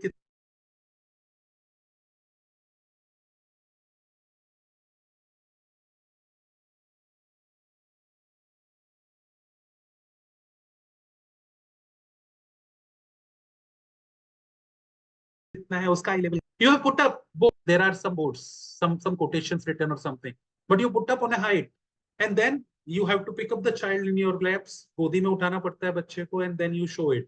Look at this, look at this, look at this. How many pediatric rehab centers have their boards, child-centered boards? I mean, which are for the child to read, not for the parent to read, on the eye level of children at the 2 feet, 2.5 feet. We are 37 participants right now here. I'm sure out of 37, many of us might have the pediatric rehab centers of our own, or we are working in the pediatric rehab. How many of you have child-centered environment? Think about it. If not, then start working on it. It will give you very good results. Items which you want child to play with, items which you want child to learn with, they should be accessible to the child. Items which you want child to look at, they should be at their eye level, not at our eye. Now, sufficient and uncluttered space for active play with an additional cozy space set aside for individual and quiet. So, child should have sufficient and uncluttered space. Uncluttered space means there are no furniture into it, there are no obstacles into it. एक खुली जगह का मतलब ये नहीं है कि you have to give him 1000 square feet of space. You can make even 100 square feet, 50, 60 square feet space also, where you have a demarcation either on the floor or by a ribbon that, okay, this is child play zone. Even at home, you can do it. Side of the bed, 40 square feet space, just put a ribbon there, and this is the comfortable space for my child to play with. Put some soft mattresses there. On the walls also, you put some foam. Foam sheets are easily available on Amazon nowadays, and very cheap prices. So just get them or put a basic foam sheet. Cover it up with some paper, some cloth, and put it so that child-friendly environment. Child is not hitting himself on the wall while playing there. Make sure the furniture next to it should be far away. Furniture's edges should also be formed. They should not be or round edges. So if a child is playing and falls down or hyperactivity comes and hits himself to the furniture, does not have injury. Then again, in switchboards, safety. So we have safety pins nowadays available for the switchboards which close them. Or better not to have switchboards at the ground level or child's hand level. Should have switchboards on the other. Or you can cover them up with the plates which come nowadays. Okay. So all these things will create a space for child to have active play. Along with active play, you should also have some space. This was for home setup, but in the clinic setup, this space is already there in name of OP room and all, but you should also have space for child to play individually. Sometimes child does not want to play with others. And we force him to play with others because we don't have any space where he can sit. So a small corner Again, a demarcation there. Okay, this is the individual space. If you see child is getting hyperactive, child is not settling down, child doesn't want to play or support in the therapy, put the child there with some of the toys he likes, let him do quiet play for 5 minutes till. Then bring the child back. This strategy also helps a lot. So this is child care environment. Many colorful photographs and picture, including the children's own artwork, displayed at their eye level. Why are we displaying the children's own artwork in the therapy rooms in the schools? To promote our therapy center, to promote our school, or to motivate the child to do better? Motivate the child. Yes. Motivate the child to do better. Yes, but are we actually motivating when we are putting it on our notice board? Whom are we motivating? We are motivating the parents. We are motivating the new admissions. Look at our notice board. Children have done this. So we are promoting our business.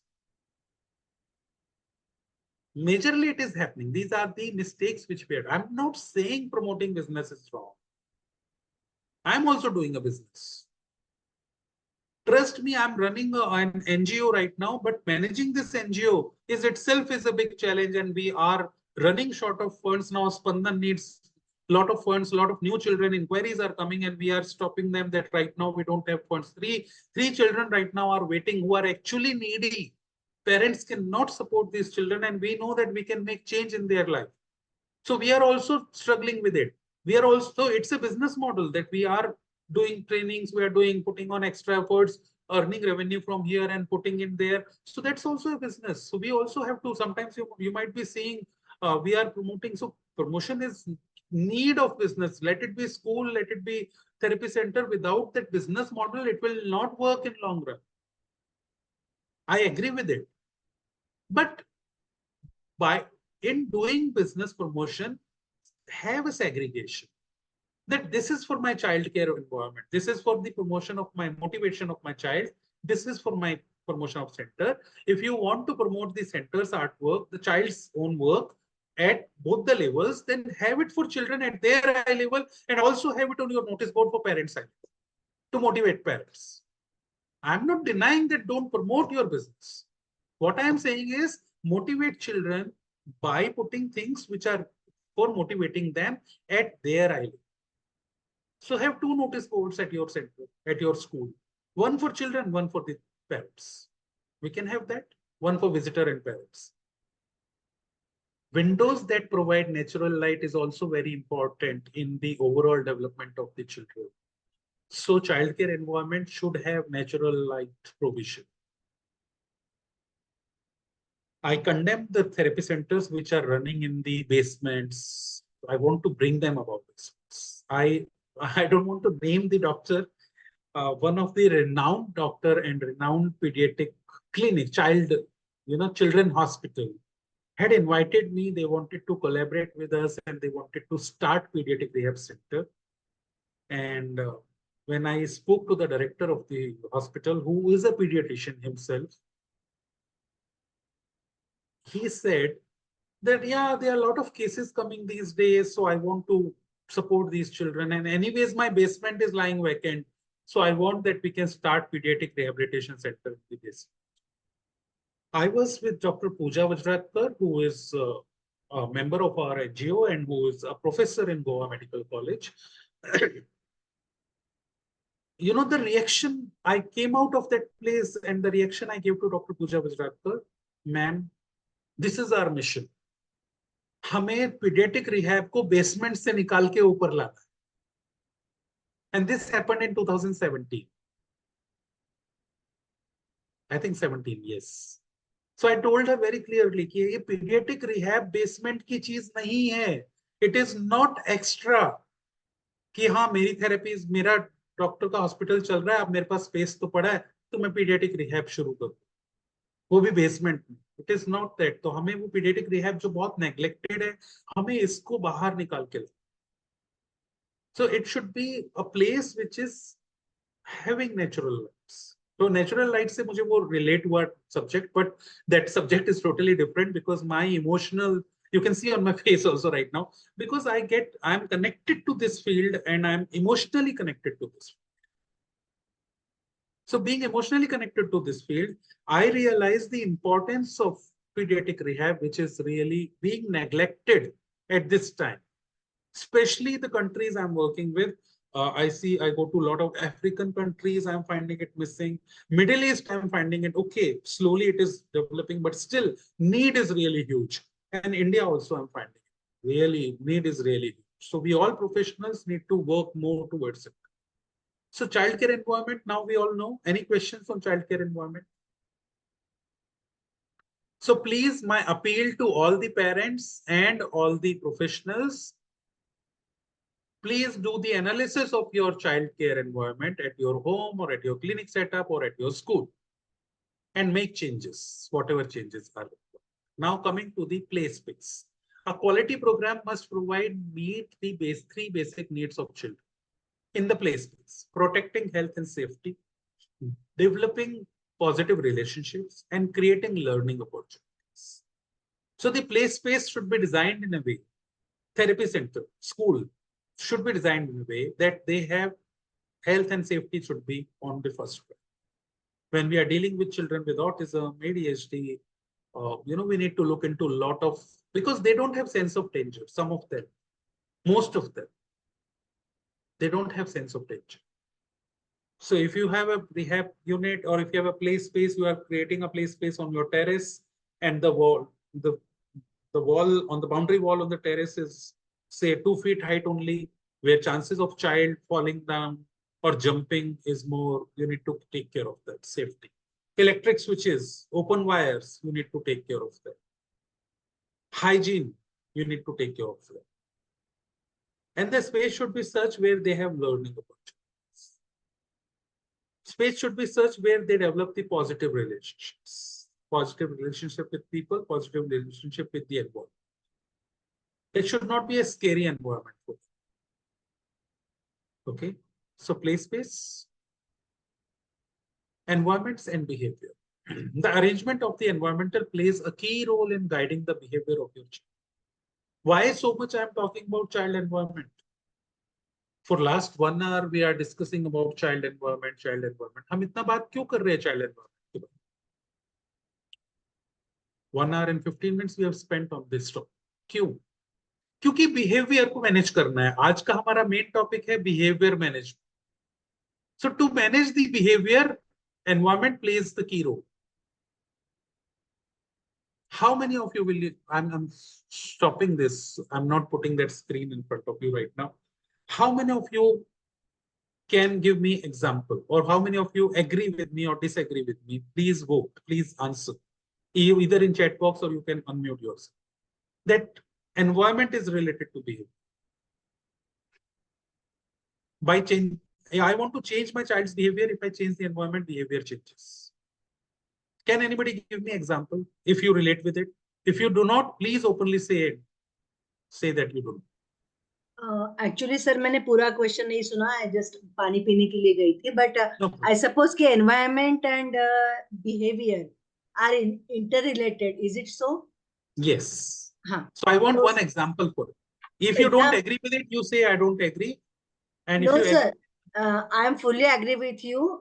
And positive and welcoming environment always leads to a good change in behavior. And जब मैंने sir मेरा खुद का centre शुरू किया तो that was my only thing कि बच्चे के लिए एकदम fresh, colorful और ऐसा होना चाहिए so that बच्चों को welcoming लगे और parents को थोड़ा soothing लगे.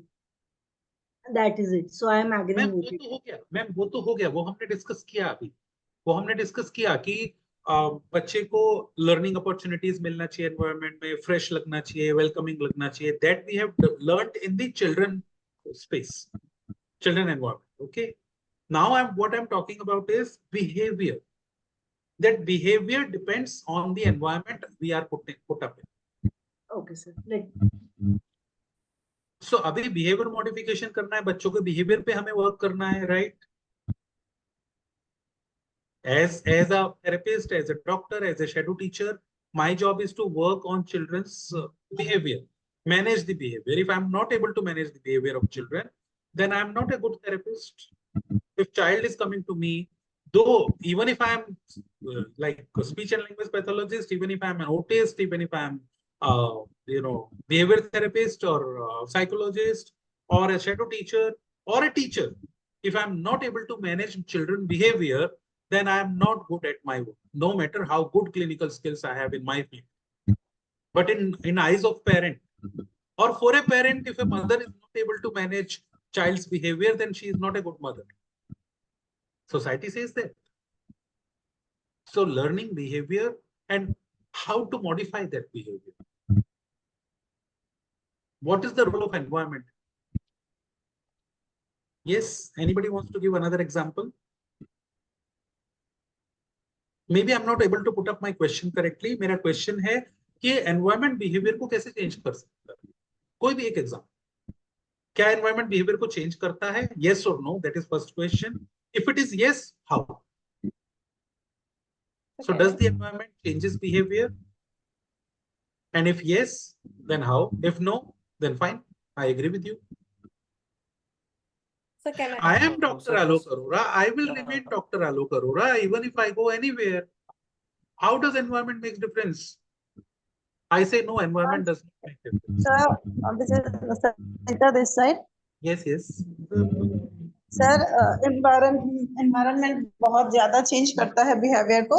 सपोज समर का सीजन है, गर्मी का, और अचानक से एसी बंद हो जाता है या फिर फैन ऑफ हो जाए तो बच्चा इरिटेट होने लगता है. वो मतलब भागने लगता है यहाँ वहाँ, एसी खोजने लगता है. तो वो भी एक इफेक्ट करता है एनवायरनमेंट अगर इस तरह से हो तो.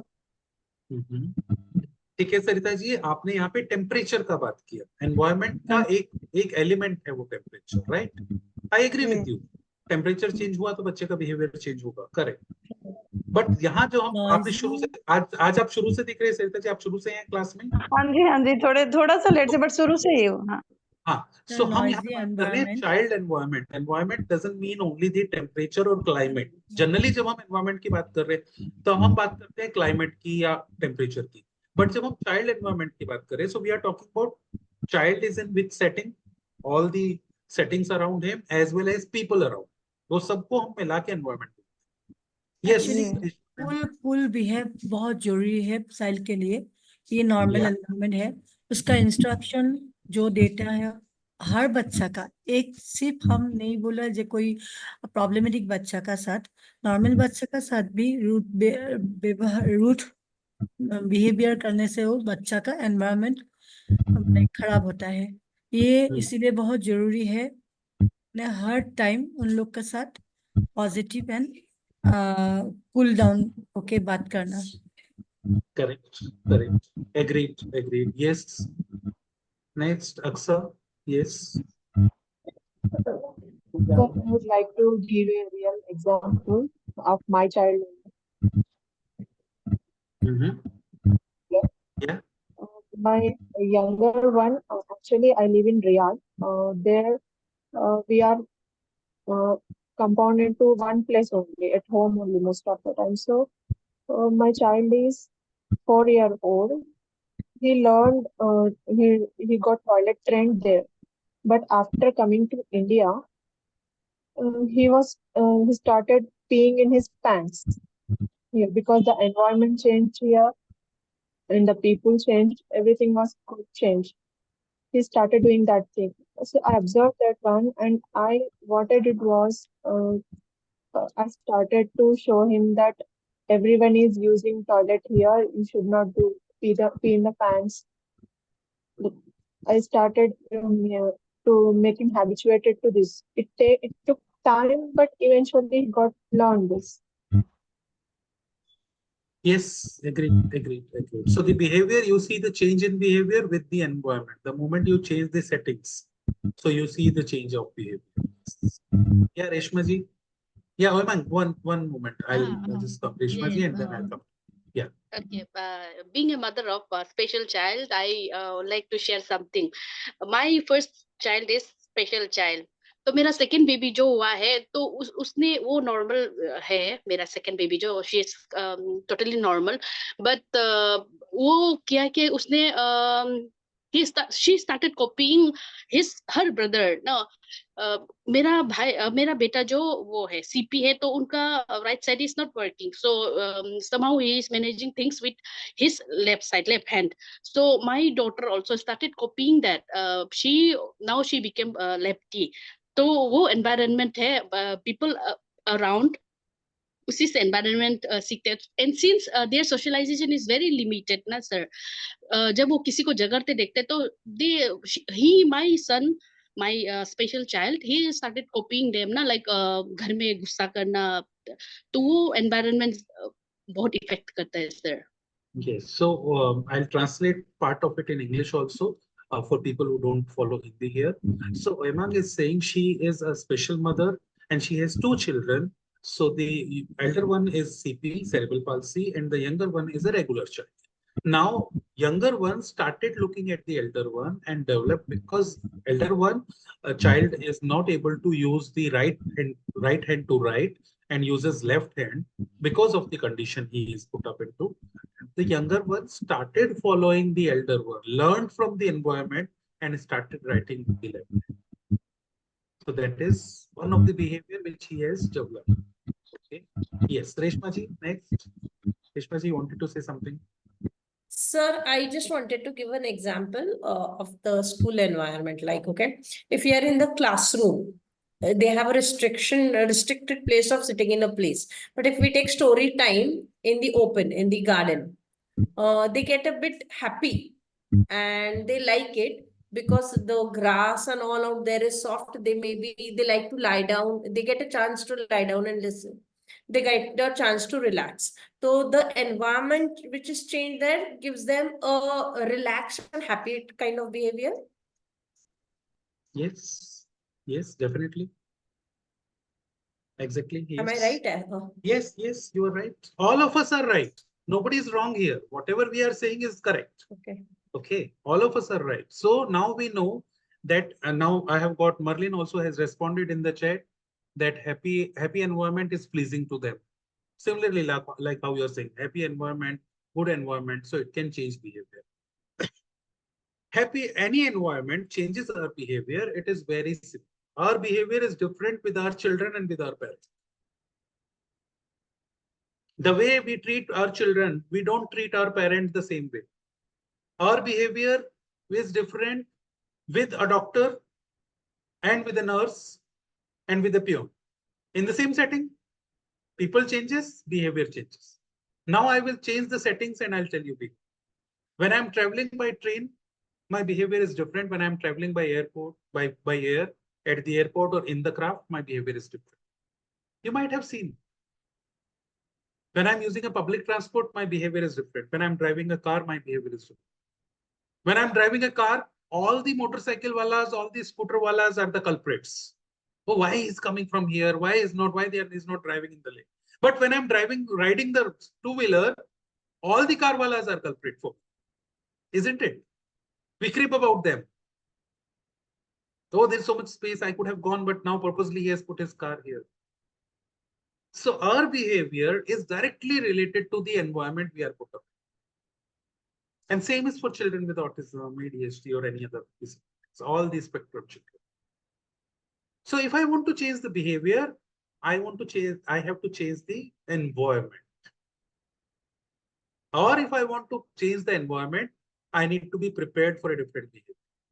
So behavior and environment are correlated. How I behave at my home, the same way I don't behave at my workplace.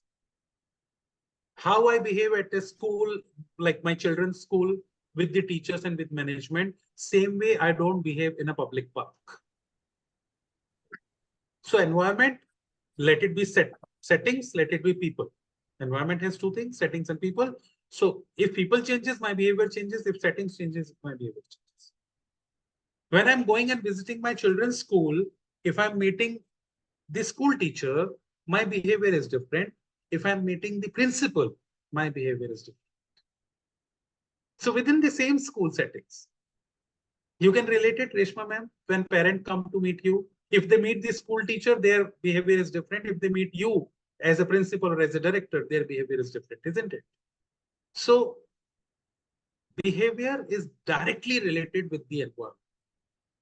अब मुझे अगर बच्चे का एनवायरनमेंट चेंज करना पड़ रहा है या मैं चेंज करना चाह रहा हूं तो मुझे प्रिपेयर रहना है for a changed behaviour.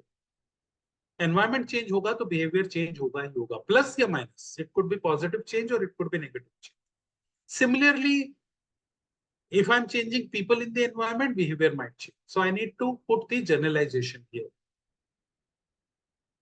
Okay, so we are coming to our environment and behavior topic. The arrangement of environment plays a key role in guiding the behavior of your young children. A poorly arranged physical setting actually sends message which may trigger behavior such as aggressive play, running, or superficial interactions with toys and material. Altering the physical space and layout of the room can eliminate such challenging behavior. So if children have those challenging behavior, aggressive play, running here and there, superficial interaction with toys and materials, then you need to do alteration in their physical environment. For example, include cozy and well-defined play spaces to discourage running indoors. That, okay, this is the place you need to sit and you need to play here. You can put visual cards here, there. You are not allowed to run in the hall. You're not allowed to bring this toy in the dining hall. You have your own play zone, take the toy there, play in that play zone. So it will decrease a lot of hyperactivity in children. Wide open areas tend to encourage children to use the space for rowdy and high-speed play. If this happens, suddenly children reach to a park and they take away their hand from us and they run.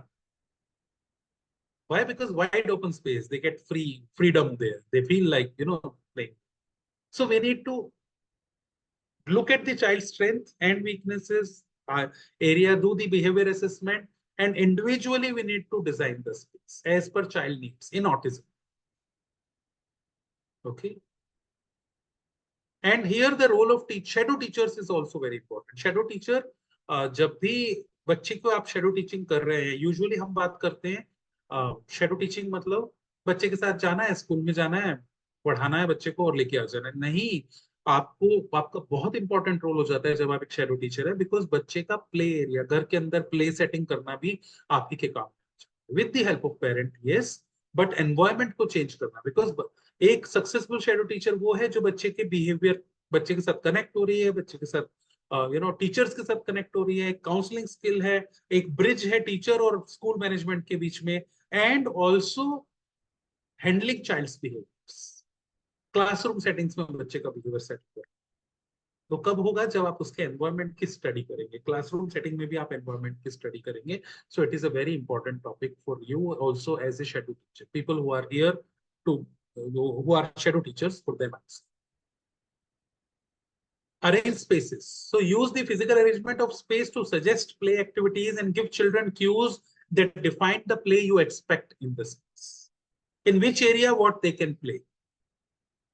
Cricket has to be played outside. Cricket is not to be played indoor, in the house, in the room. Whereas carom needs to be played in the room, it doesn't need to be taken out in the garden. So arranging space that way, putting a visual cards for non-verbal children or children who have difficulties in cognitive skills. So visual card, okay, put a photograph of carom in the area you want children to play carom board. Put a photograph of cricket bat and ball in the area you want children to play bat and ball or cricket, okay. For example, if blocks are stored in a box without a clearly defined space for block play, it is likely that children will not see how to use these materials appropriately. So if you have a block game and you are storing them in a box with a cricket bat and ball, so children will play. Block game also children will take out. Bat and ball also they'll take out. So clearly defined boxes, that blocks are to be kept in this box. Ball and bat are to be kept in this box. Football is to be kept in this box and played in this way. Now, types of challenging environments. Now we are talking about environments once again. So challenging environments are physical risk and challenges. Learning how to negotiate natural hazards such as ice, tree roots, rocks, and slippery leaves. For people who are in the colder zones or for people who are in Western countries, so they have snowfall. So there is a lot of hazard in the outer area. For people who are in India, gardens, you have tree roots. A lot of trees in the garden, you have roots which have come out. The harder ones, stiff ones. And children, while playing there, they might fall into, they might hit themselves with the root, or they might fall down or tremble. So, and children who are playing with the hilly zones, rocks are there. Or in the rainy seasons, children who are in monsoon areas, slippery leaves in the gardens. So all these things you need to eliminate. And according to the season, you need to expose child to the environment which does not have physical challenge. Developing skill in negotiating the physical environment of home and early years. So you need to negotiate with the environment also, physical. It should not be that always garden. It can be home also. So we need to teach the children as per the season. We need to play. Okay, in rains, we can't go to the garden. So you need to play, create a zone at home for them to play. Learning how to use tools and equipment safely and purposefully. So we need to teach the children which tools. I'm not asking about you, asking you to give them spanner and screws. I'm talking about the tools of toys, which toys they use. So how to use them, how to play with them safely. Like in the car, they are not supposed to take out the car tire and then the inside rod, which is holding the car tire, a small thin rod, might hit them, might pinch them, might hit them in the kind of, I'm not getting the right word, like trouble them in their eyes. Okay, so we need to make them aware and look at the child for whom you are creating the structure, the environment. अगर बच्चे को उतना समझ नहीं है तो उसको फिर टॉय भी वैसा ही दो जो वो बच्चे को कहीं पे भी फिजिकल रिस्क ना हो. So look at the child's skills and accordingly, or the strength and weaknesses, accordingly design the challenge, the environment. Learning how to use tools, okay. Developing control and coordination of their bodies. Suddenly बच्चा कहीं से भी jump करेगा, suddenly बच्चा किधर भी जाएगा. So environment should be in a way where they are developing control and coordination of their bodies. So for control and coordination, what we do? We have a lot of equipments in OT room. We are working with balancing ball. We are working with smaller 2 steps, 3 steps. We are working with swings also. So all these things can be added on in there. Social and moral risk and challenges. Developing an understanding of the expectations and rules within different social settings. So as environment is not only the items which are around, it's the society, it's the people around. So we need to give them training on what is expected and different environment. How you are supposed to behave in the home, how you are supposed to behave in the child therapy room, how you are supposed to behave in the school, how we are supposed to behave at a railway station, how we expect you to behave at the airport, how we expect you to be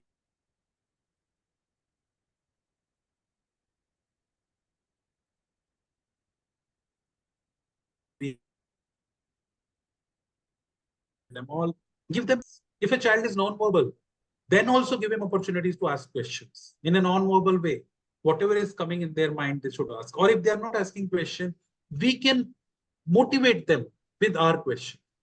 आज मम्मा ने भिंडी बनाई है, आज मम्मा ने भिंडी लंबी बनाई है, छोटी नहीं बनाई है, क्योंकि आहान को लंबी भिंडी अच्छी लगती है. You are asking question, you are answering. Today mom has cooked, cauliflower. Mom has not added potatoes into it because Papa does not like potatoes. I'm saying it in English, a different version. So question B, you are asking the question, you are answering the question, because child is non-verbal. Child is not able to ask you questions. We have a red car. Our neighbors have bought a black car. Why they have bought a black car? Because they like color black. Why we did not choose a black car? Because black has dust is so eminently visible on the black car very fast. In the summers, it becomes very heavy. So all those question and answer, you only give it to them. Or if the child is verbal, then you ask them questions, let them answer. And do not ignore their questions if they are asking. Motivate. for the development of a child, any child, motivate them to ask questions. How we motivate you all to ask questions in between in the session, to draw your attention towards us, as well as to develop the collective learning. Because a question which you ask will give learning to 40 other people, 30 other people who are there in the group. So similarly, we need to motivate our children to ask questions. That is developing reasoning skills. ये ऐसा क्यों होता है? Why? Why is the key? WH questions. We say what, why, how. All these questions are the keys for learning. Learning to negotiate with others, including learning to say no to others. It's not that children have to become robotic and do everything they are being asked. Oh, child is command following, 100% command following. Whatever I say, child does. That is not the real generalization. Child should also say no. Child should also negotiate. I'll do it after 5. Negotiate. Yeah. Yeah, Abdul, you want to say something? No? Okay. Then comes intellectual risk and challenge. Trying out new ideas and being willing to have it. Children with autism, children with ADHD are trained to do things on their own, but they are not trained to have new ideas. So we need to promote. This is the challenge. So we need to work on this. We need to promote that they should come up with their own ideas. The brain processing should not be just reactive. It should be action taking. It should be active. They should not just always react. Whatever I say, they are doing. Let them do it on their own, in their own style. Let them find new ideas. Have a willingness to have a goal. Solving problems. Intellectual risk is solving problems. We need to work on that.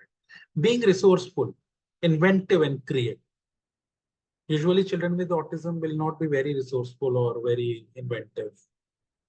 Or even if they are, we demotivate them. नहीं नहीं ये ऐसे नहीं करना है, ये ऐसे ही करना है. You're not supposed to do like this. You're supposed to do like this only. We set the rules for them. Sometimes they are very innovative. But we bind them in a structure. And by binding them in a structure, what we are doing is we are limiting their possibilities to grow and develop.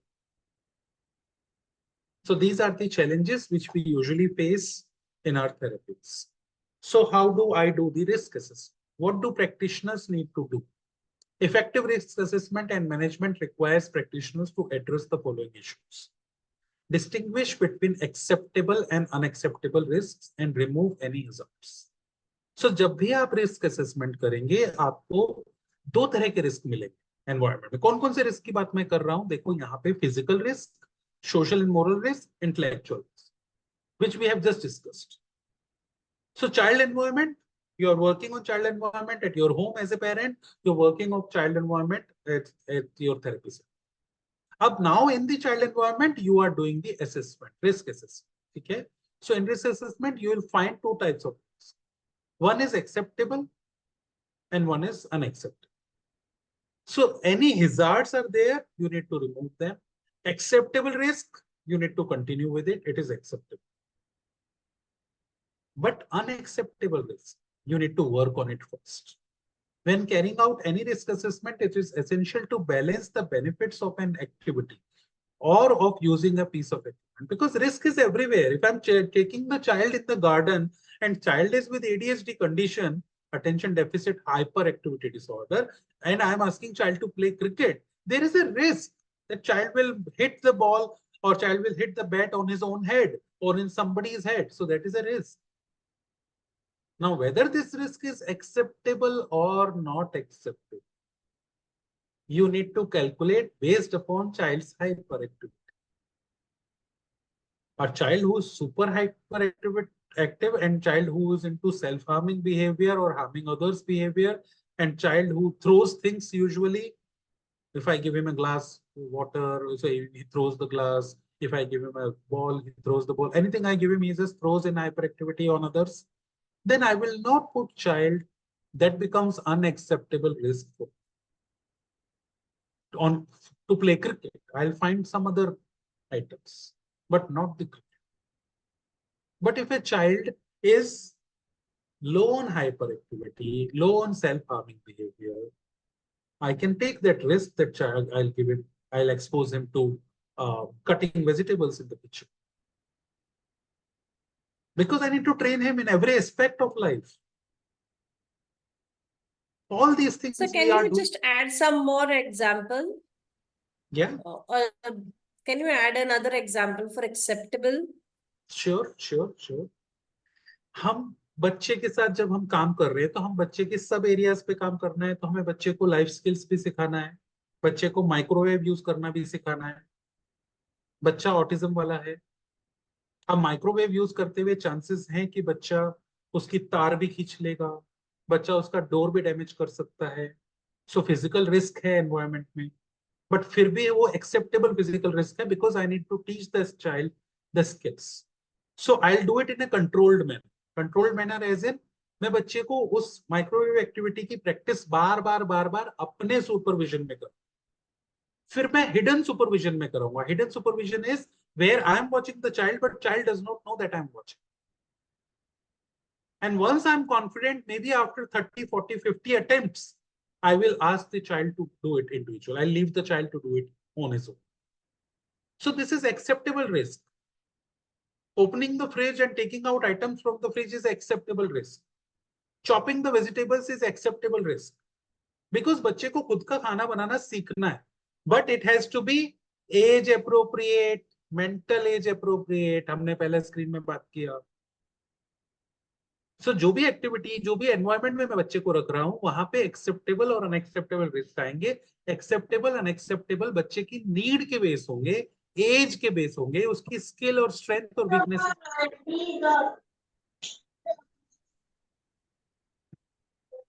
Clear Reshma जी, समझ में आया? Okay.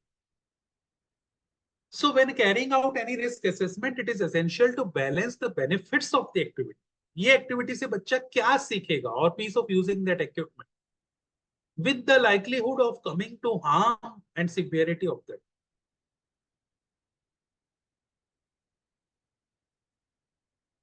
Activity is that I am teaching the child to use hair dryer.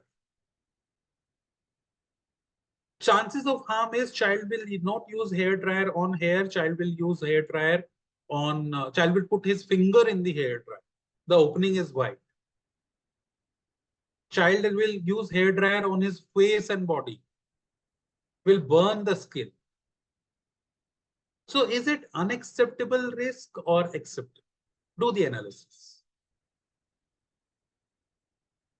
मैं कह रहा हूं कि मुझे बच्चे को हेयर ड्रायर यूज करना सिखाना, ये एक्टिविटी करना चाहता हूं मैं बच्चे के साथ में।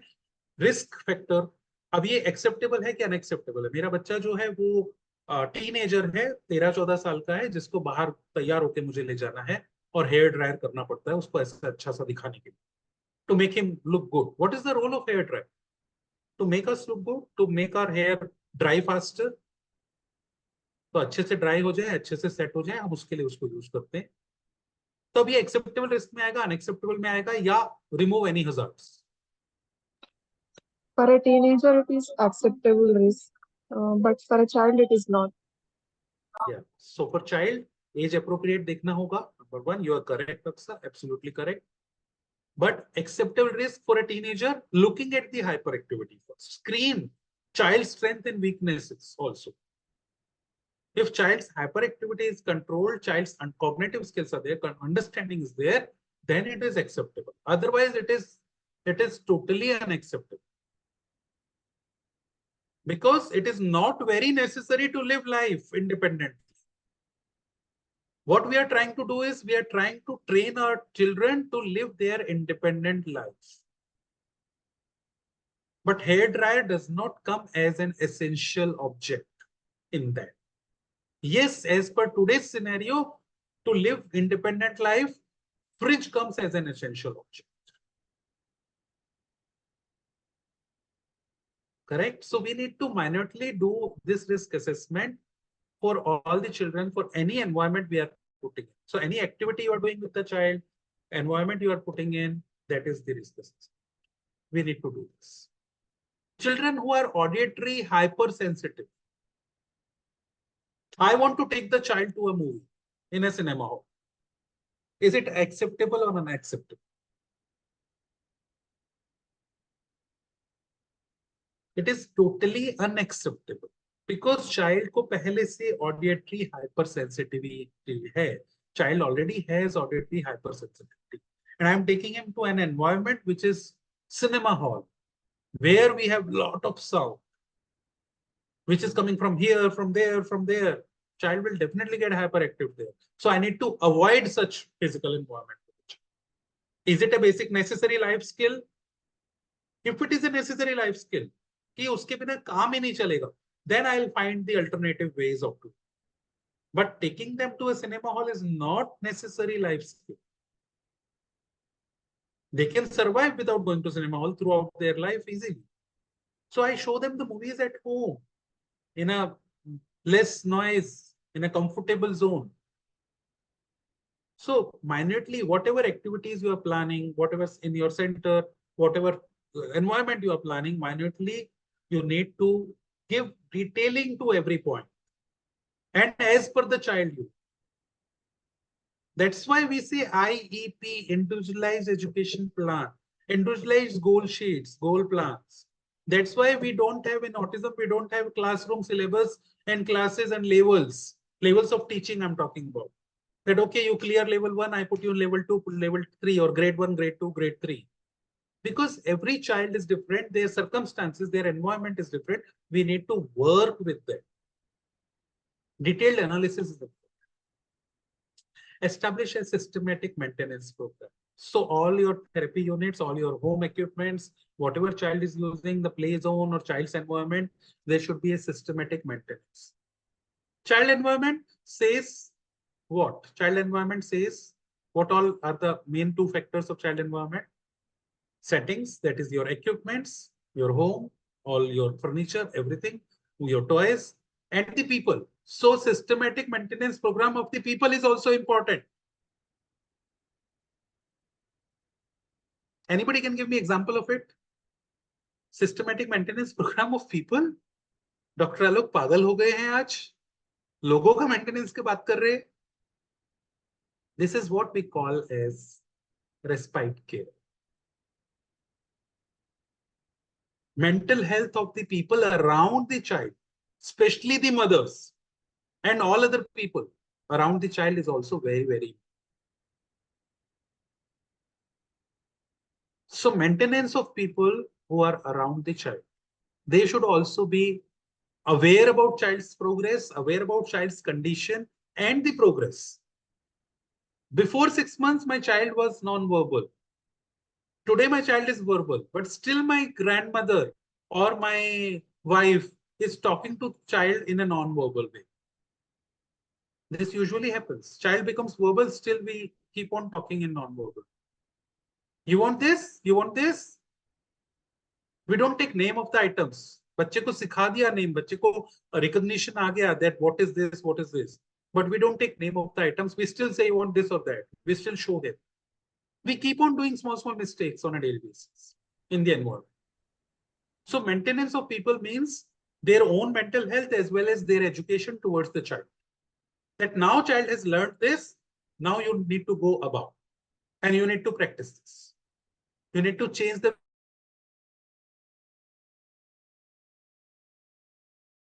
खाना मैंने सिखा दिया in the clinic. फिर भी मदर को बच्चे को अपने हाथ से खाना खिलाना है कि बच्चा तो हाथ से खाना नहीं खाता है ना. Lot of mothers do this. I have a child in Spandan who is 16 years old. He joined us in December 2023, 19th of December.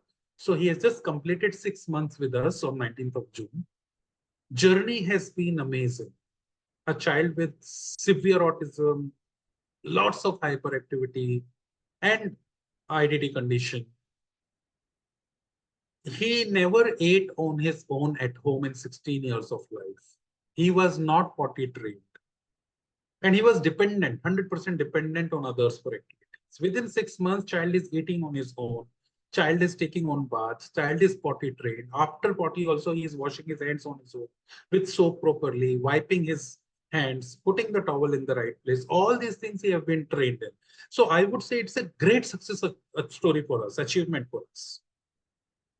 Last week, the mother visited and stayed with the child for 2 days. And I saw the mother doing all those activities. Mother is feeding, mother is giving bath to the child, mother is taking the child to the washroom. Though mother was made aware on a daily basis, and she visits us every month, so she's seeing the progress. And on a daily basis, we are, at least thrice or 4 times in a week, we are sending the performance videos of the child. Monthly basis, we are informing her about the development of the child. But again, she did this. I had to intervene. I had to stop the mother. Otherwise, child will stop doing all those things which we. If I leave the child with mother for 7 days, child will again do this. Until unless mother is being trained or mother is being educated not to do it. So we as therapists, we as a parent, take it for granted that बच्चा ये नहीं कर सकता है, वो हमारे दिमाग में इतना रजिस्टर हो जाता है कि बच्चा सीख गया है फिर भी हम उसको ही कंटिन्यू करते जाते. So our systematic maintenance program for our own health, environment, all the equipments we have, toys हैं तो toys का cleaning, washing, kind of desanitization of toys, everything should be done on a periodic basis. Set up the deadlines. अपने child pediatric rehab center में भी you have the quarterly system of systematic maintenance of your therapist, systematic maintenance of your environment. Obviously, in group settings, the wear and tear of equipment is considerable, and each team needs to have a planned program of inspection and maintenance. Establish a display expectations of behavior. What is expected out of child? The display the behavior. The most dangerous setting for your young children are ones where there is no clear behavior policy and where the staff are inconsistent in their management of environment and the children. Ensure all adults understand their responsibilities and are supervising effectively both indoors and outdoors. So children misbehave mostly in those settings where they are not being trained or being told what behavior is expected of them. So how we expect them to behave, that should be informed to them well in advance.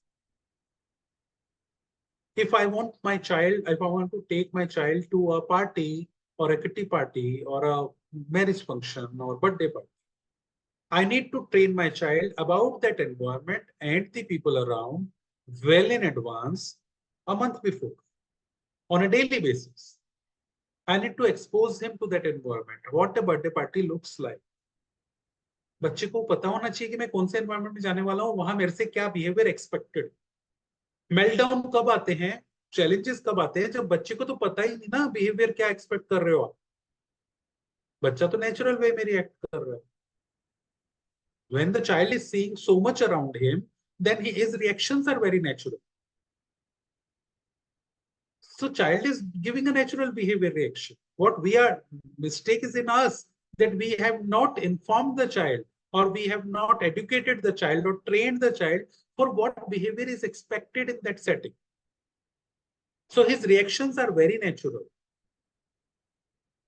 When a child goes to a mall, he will run here and there, looking at those lights, attraction, they are motivating him. So looking at those music or toys, he will run. He will pick up this, that, he'll do a lot of things. But this is not the expected behavior. Who will teach the child? And there you start shouting at him in the mall. When he is in his behavior, he is not ready. He is not prepared to take inputs. He is just prepared to give outputs. And that time he is not taking your inputs. More the shout you make on him, more he cries, more he creates behavior. He lies down on the floor, he throws away things, and he shows hyperactivity. And next time you don't take him to the mall. You just lock him in the house. Learning is stopped totally. ये बाहर ले जाने लायक ही नहीं. हम ऐसा बोलते हैं. We say like this child should not be taken out. And slowly with the child, we also stop going out. This is the journey of all the parents. This is what they are going through. So we need to make change. We need to give them, then only the true inclusion will happen in the society. How many people actually see children and adults with autism in day-to-day life? How would they get aware about autism and how would they support autism spectrum?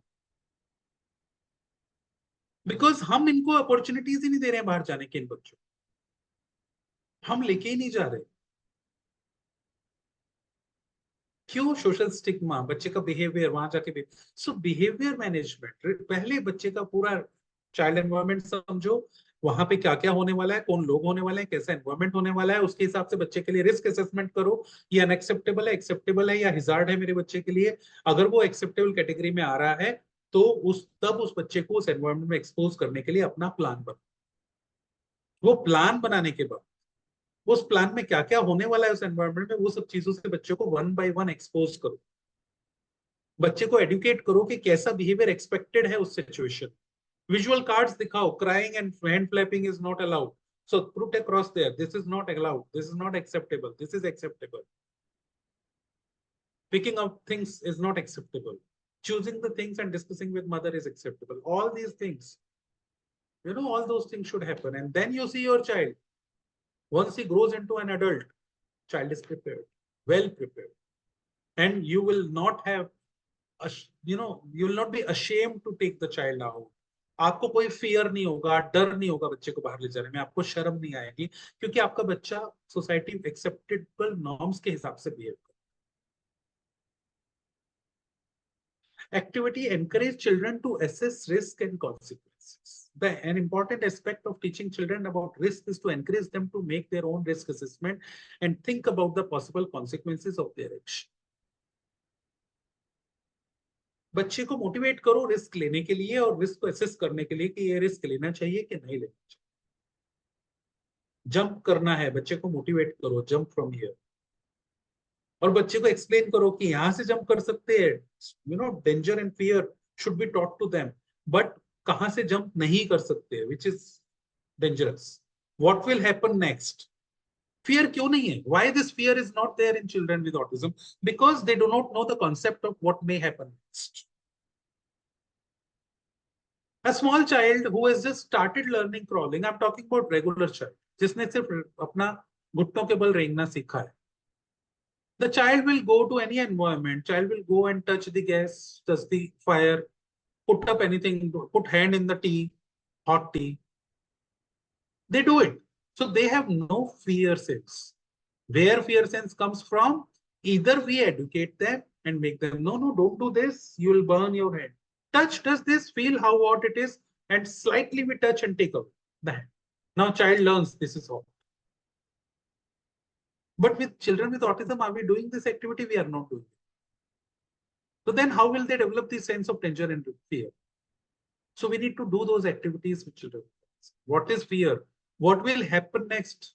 अगर उनको पता होगा तो वो सड़क पे ऐसा दौड़ के नहीं जाए.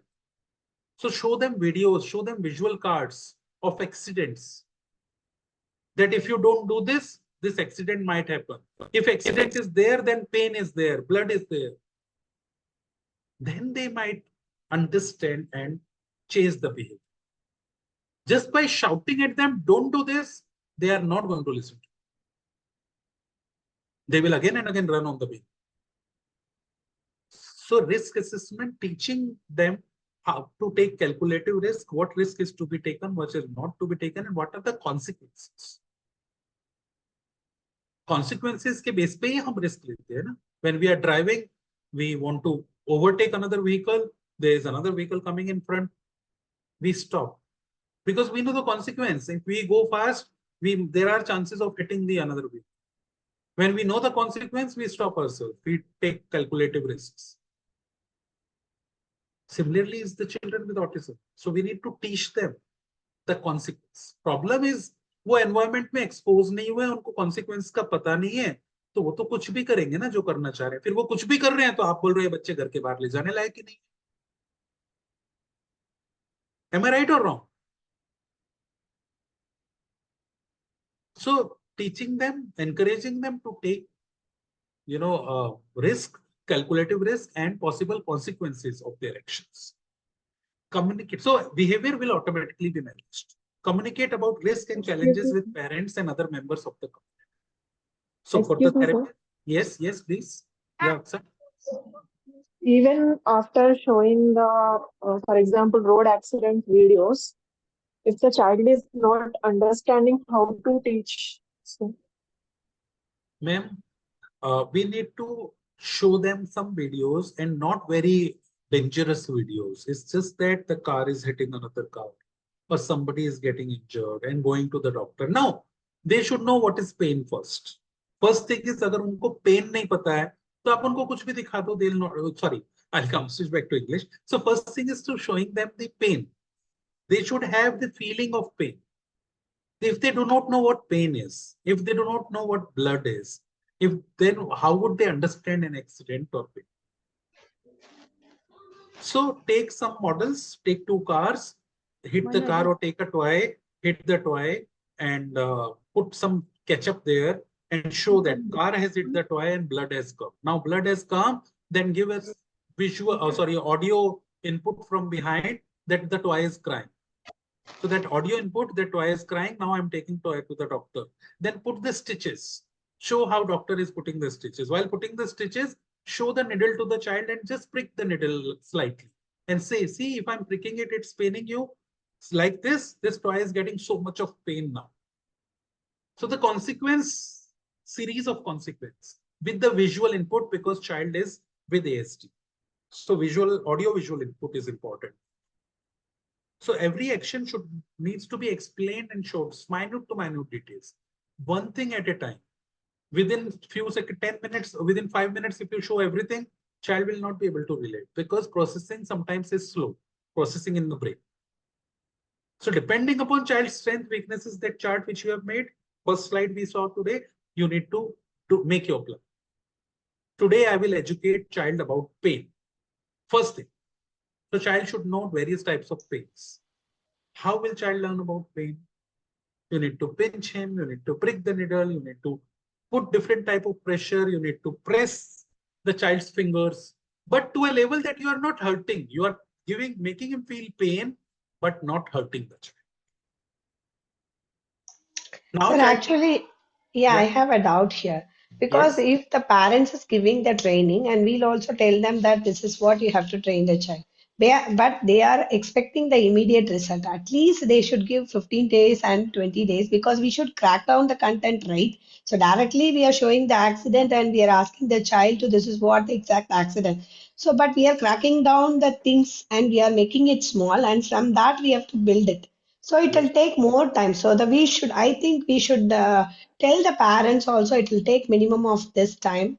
So we'll work together like that, maybe. So setting the right expectation for a therapist, success key is setting the right expectations in parents' mind and making them aware. So I always say we don't have to work with children.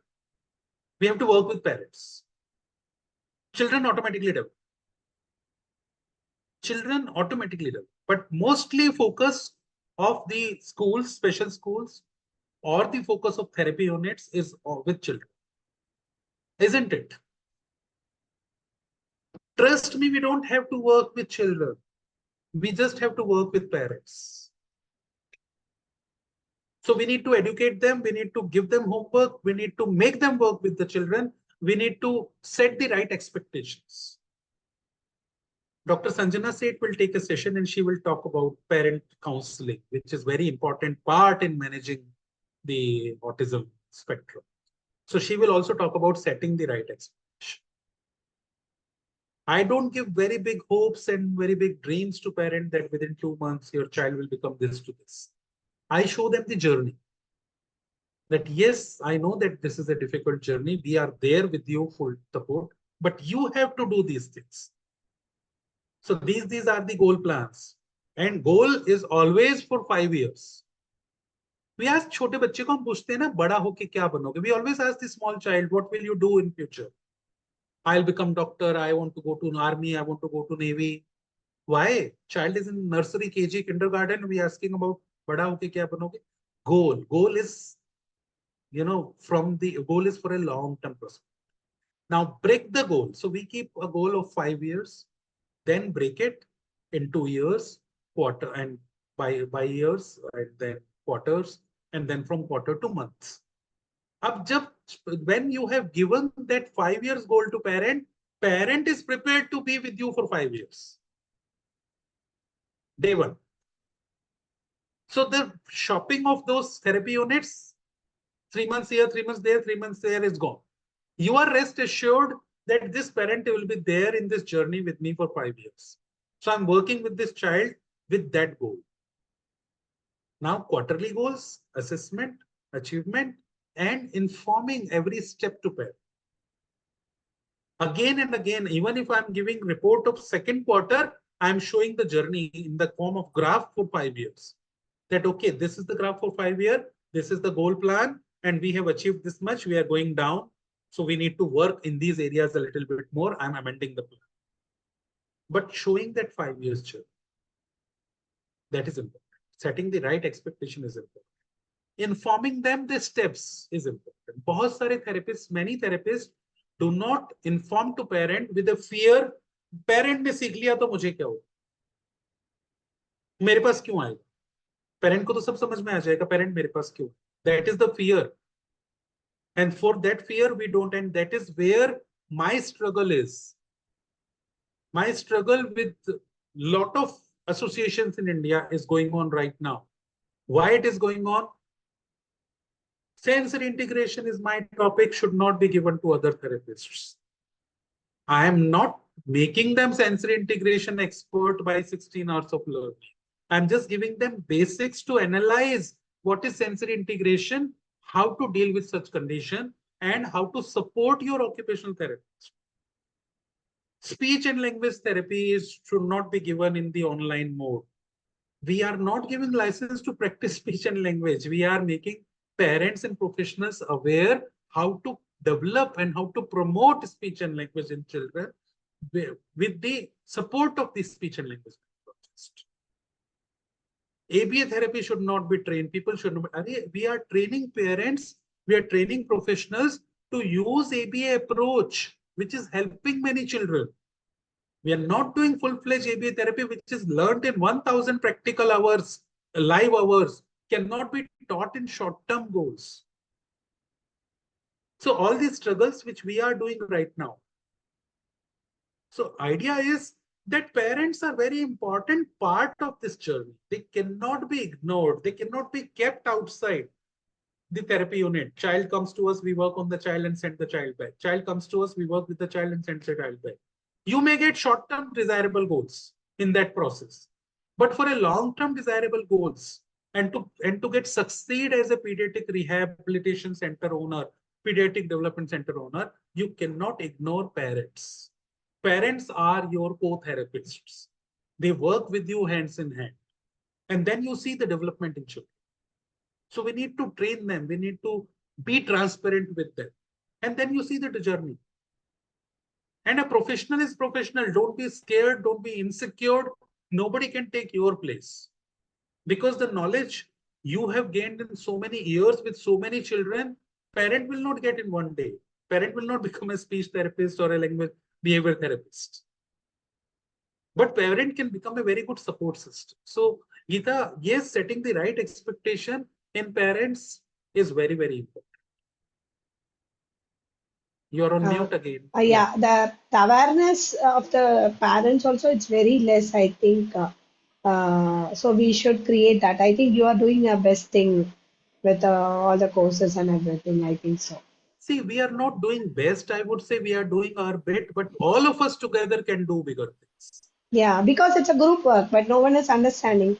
Mrs. Gargi also, she mentioned that it's a group work. You create a booklet with all the therapists, and that is also a very informative session. So, but here no one is.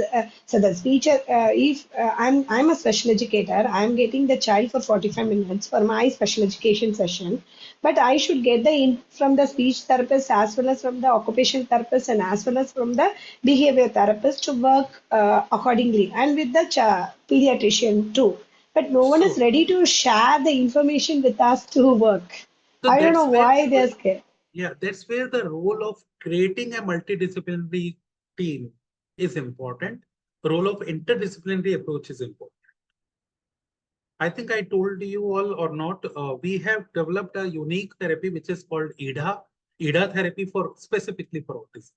Yes. So it is interdisciplinary holistic approach. Our autism training program is totally depend on the EDA principles. EDA principle is that we are including parents into it. We are including all the therapists. They are interrelated to each other. We are promoting a holistic development. So that's why we have yoga into it. We have other therapies into it. So we are pet therapy and all those things we are going to talk about. So this is interdisciplinary approach that produces, and that is from my own experience, I have learned it that is the most successful so far. Maybe tomorrow there is a tablet which comes up, or there's a vaccination, or one injection comes up, and all these things go away. I pray to God that the day should come very soon. But till that time, what is the best path which I have found? I am sharing it with you. Okay. So coming back to the risk assessment, talk to parents, carers about their child's learning. What the child has learned so that they change their behavior towards the child. Now coming to the main topic of today. So far it was just the foundation. So foundation has taken us 2.5 hours. So let us keep this main topic, behavioral communication, for the next week. Otherwise your grasping power will come, attention span is less. So behavioral communication, what is behavior and how to communicate, how to alter the behavior, what strategies we can use. Behavior is not something that we tell to the child, do this and don't do this. So we can always make changes in the behavior of the child. And this behavioral communication is on the principle, basic principle is every behavior is a communication. So with this, I'm stopping my screen here. Yeah. So every behavior I do is a communication. If I look at you, if I'm walking on the street and look at you and smile, that is also a communication. That's also a language. We say languages Hindi, English, Kannada, Telugu, Malayalam, French, Spanish. Those are languages, or Marathi. So behavior itself is a language. And behavior is the language which needs not to be learned, which is inbuilt. Now this has been scientifically proven by birth cry. When a child, not birth cry, by crying patterns of the child, infants. When a child is crying, our infant I'm talking about, 2 days, 4 days, 10 days, 20 days, 3 months, 2 months child, toddler. When he's crying, there is different patterns of cry. Observe and listen it very carefully. For all of us, child is crying, child is crying, child is crying. But for the mother or grandmother, they usually respond, child is crying because of hunger. Child wants to sleep, child is crying because of the sleep. Child is crying because of he has pain in stomach or gastric issues. Now this because of, how do they come to know why a child is crying because of gastric issues, or why a child is crying because of pain, or because of sleep, or because of hunger? बच्चा रो रहा है, अलग अलग तरीके से रो रहा है, मतलब उसके रोने के पैटर्न है, बट हम सब उसको सिर्फ बच्चे का रोना सुनते हैं. हम ये समझ नहीं पाते हैं कि बच्चा क्यों रो रहा है. But mother, grandmothers, grannies, old age ladies who are experienced, they know बच्चा क्यों, because they do the analysis of crying pattern. And crying pattern is different, that has been scientifically proven. So with this behavior of crying, child is communicating that I am hungry, I have pain, I want to sleep. That's a communication. So every behavior of human being or any animal, any living being, behavior is the language. This is the first and primary language we are born. Rest all languages are developed by human beings. But behavioral language are same. Now, children with autism have a lot of behaviors which we want to correct as per society. So they communicate with us in their language. We don't understand their behavior. What we try to do is we try to force them to talk in our language. That is our behavior, how we want them. And that is where we go wrong.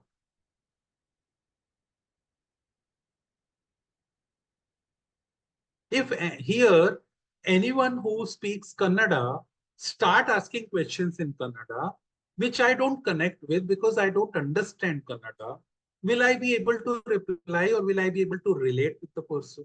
You give me instructions in Kannada, will I follow that? I am giving you my instructions in English or Hindi. If you do not know English and Hindi, अगर आप एक ऐसी language बोलते हैं, foreign language बोलते हैं जो मुझे नहीं आती है और मैं ऐसी लैंग्वेज बोलता हूं जो आपको नहीं आती है, तो behaviour language is the one which can connect with us. But if I don't follow your language, how would you follow my language? That is the key in managing behavior. Problem is, children with autism, we are trying to teach them our language. Our language means what? Our behavior, that you are supposed to do this, do this, do this. And somewhat we are successful with the strategies of punishment, with the strategy of repetition, strategies of shouting at them. We are somewhere successful, but not 100% successful. Why? Because we don't understand their language. Why would they understand? So with every behavior, they want to say something. If we start analyzing and understanding their behavior, automatically they become sync with us and they will start. That is what is the key concept in behavioral communication. So we will dwell into it, we will learn more about it and discuss more about it. Screen is not showing. Shazia, I've stopped the screen. So we'll dwell into it and we will learn more about it on coming Sunday, next Sunday. Now I'm open to questions. Any questions so far? So today we have created foundation by learning child environment, by learning child strength and weaknesses, analysis, risk assessment. We have developed the foundation for understanding child's behavior.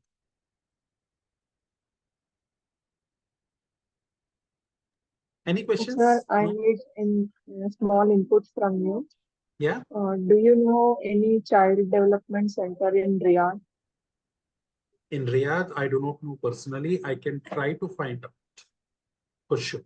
If you can Because they help are, me, special they are, educator, it is there are really many, helpful. many professionals whom we have trained in Middle East. There are many professionals, so I can connect with them and I can find out some reliable, good child development center. I personally know. Okay.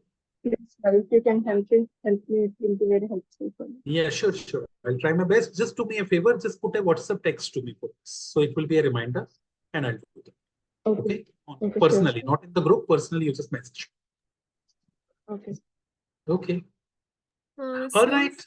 Yeah, please. so how can we like address head banging? How can we channelize that to some form of communication when Very autism? good question. Any very good question, because this is directly related to our topic, which we are going to discuss next Sunday. Okay. How can we address hand banging? First, we need to understand head banging is a behavior. Okay. First, we need to understand. Now, this is what I was trying to explain, but I was not getting the example. Somehow, example was not coming. Maybe I am also a little bit tired now after speaking for 2 hours. So, you have given me the example. What I want to do is I want to stop head banging, right? Means I want you to understand my behavior. I want you to understand my communication, what you are supposed to do. But am I understanding what head banging, why you are doing it? By doing head banging, you are doing a behavior. And by that behavior, you're doing some communication too. Yes. But I'm not interested in knowing your communication. What I'm interested in, stopping your behavior. So where is the connect? To develop that connect, I need to first understand what you are trying to communicate to me by doing head banging. No behavior occurs without a reason. Please remember, this is the golden thumb rule in behavioral communication. No behavior occurs without a reason. Many parents, many professionals come to me and they say, child start doing this without a reason. बच्चा बैठे बैठे ही करने लग जाता है. बच्चा बिना किसी रीजन के करने लगता है. Child start doing it without a reason. Sitting for 5 minutes, child is working with me and then suddenly child start doing this. I say, what is the reason why child is doing? No, without a reason is doing. So you need to train your brain to find out reason. If you are able to find out the reason for every behavior, you will connect with the child and you will be able to stop those behaviors. So why that behavior is coming? Behavior क्यों आ रहा है वो जानना बहुत जरूरी है. हम क्या करते हैं? Behavior आ रहा है, हमें है वो behavior को stop करना है. हम strategies use करते हैं, बच्चे को distract कर दो, behavior stop हो जाएगा. बच्चे को कुछ खाने को दे दो, behavior stop हो जाएगा. So we do these. These are strategies to eliminate behavior. But the problem here is we are not understanding child's behavior. If I understand why this behavior is coming, if I don't let that situation occur that this behavior will come, automatically behavior will stop. I relate it with the live example. If example of your and my life. If we are doing a therapy session, if we are doing this session, training session, suppose, okay, some of you are opening the screen, some of you are not opening the screen. Every time I'm saying connect with the screen on, connect with the screen on, but still you are not doing. So this is the instruction I'm giving. Connect with the screen on, connect with the screen on, and still screen is off. That is your behavior. Okay. Now, what I need to do actually to correct this behavior? Should I keep on saying the command? Will people do it? Some of them will do it, some of them will not do it. In the session, if 10 times I say, okay, connect screen on please, screen on please. If I take the names of people, screen on please. So these are the strategies which we are actually using with the children right now, that don't do hand banging, or we divert them, or we enforce them for something. But if I understand why people might not be doing, might not be switching on the skill. Some of them are doing some other work side by side. Yes, we are busy professionals, we are mothers, we have responsibilities. Only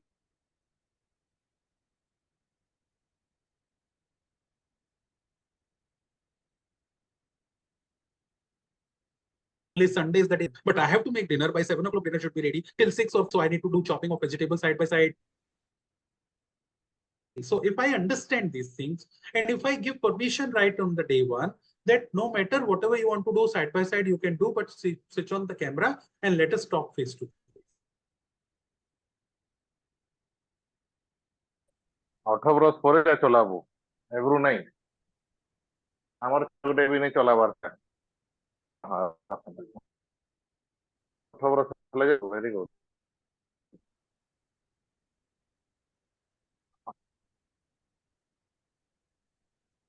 তো তুই জবরদস্ত नहीं मागू तो बढ़िया पाओ हाँ बहुत बहुत हुआ ये चले भी रहे थे क्या I'm sorry, there was sudden network issue at my place. I just got logged out. So if I do these instructions, chances are that more people will switch off the camera. So I need to understand why this behavior is coming for not switching on camera.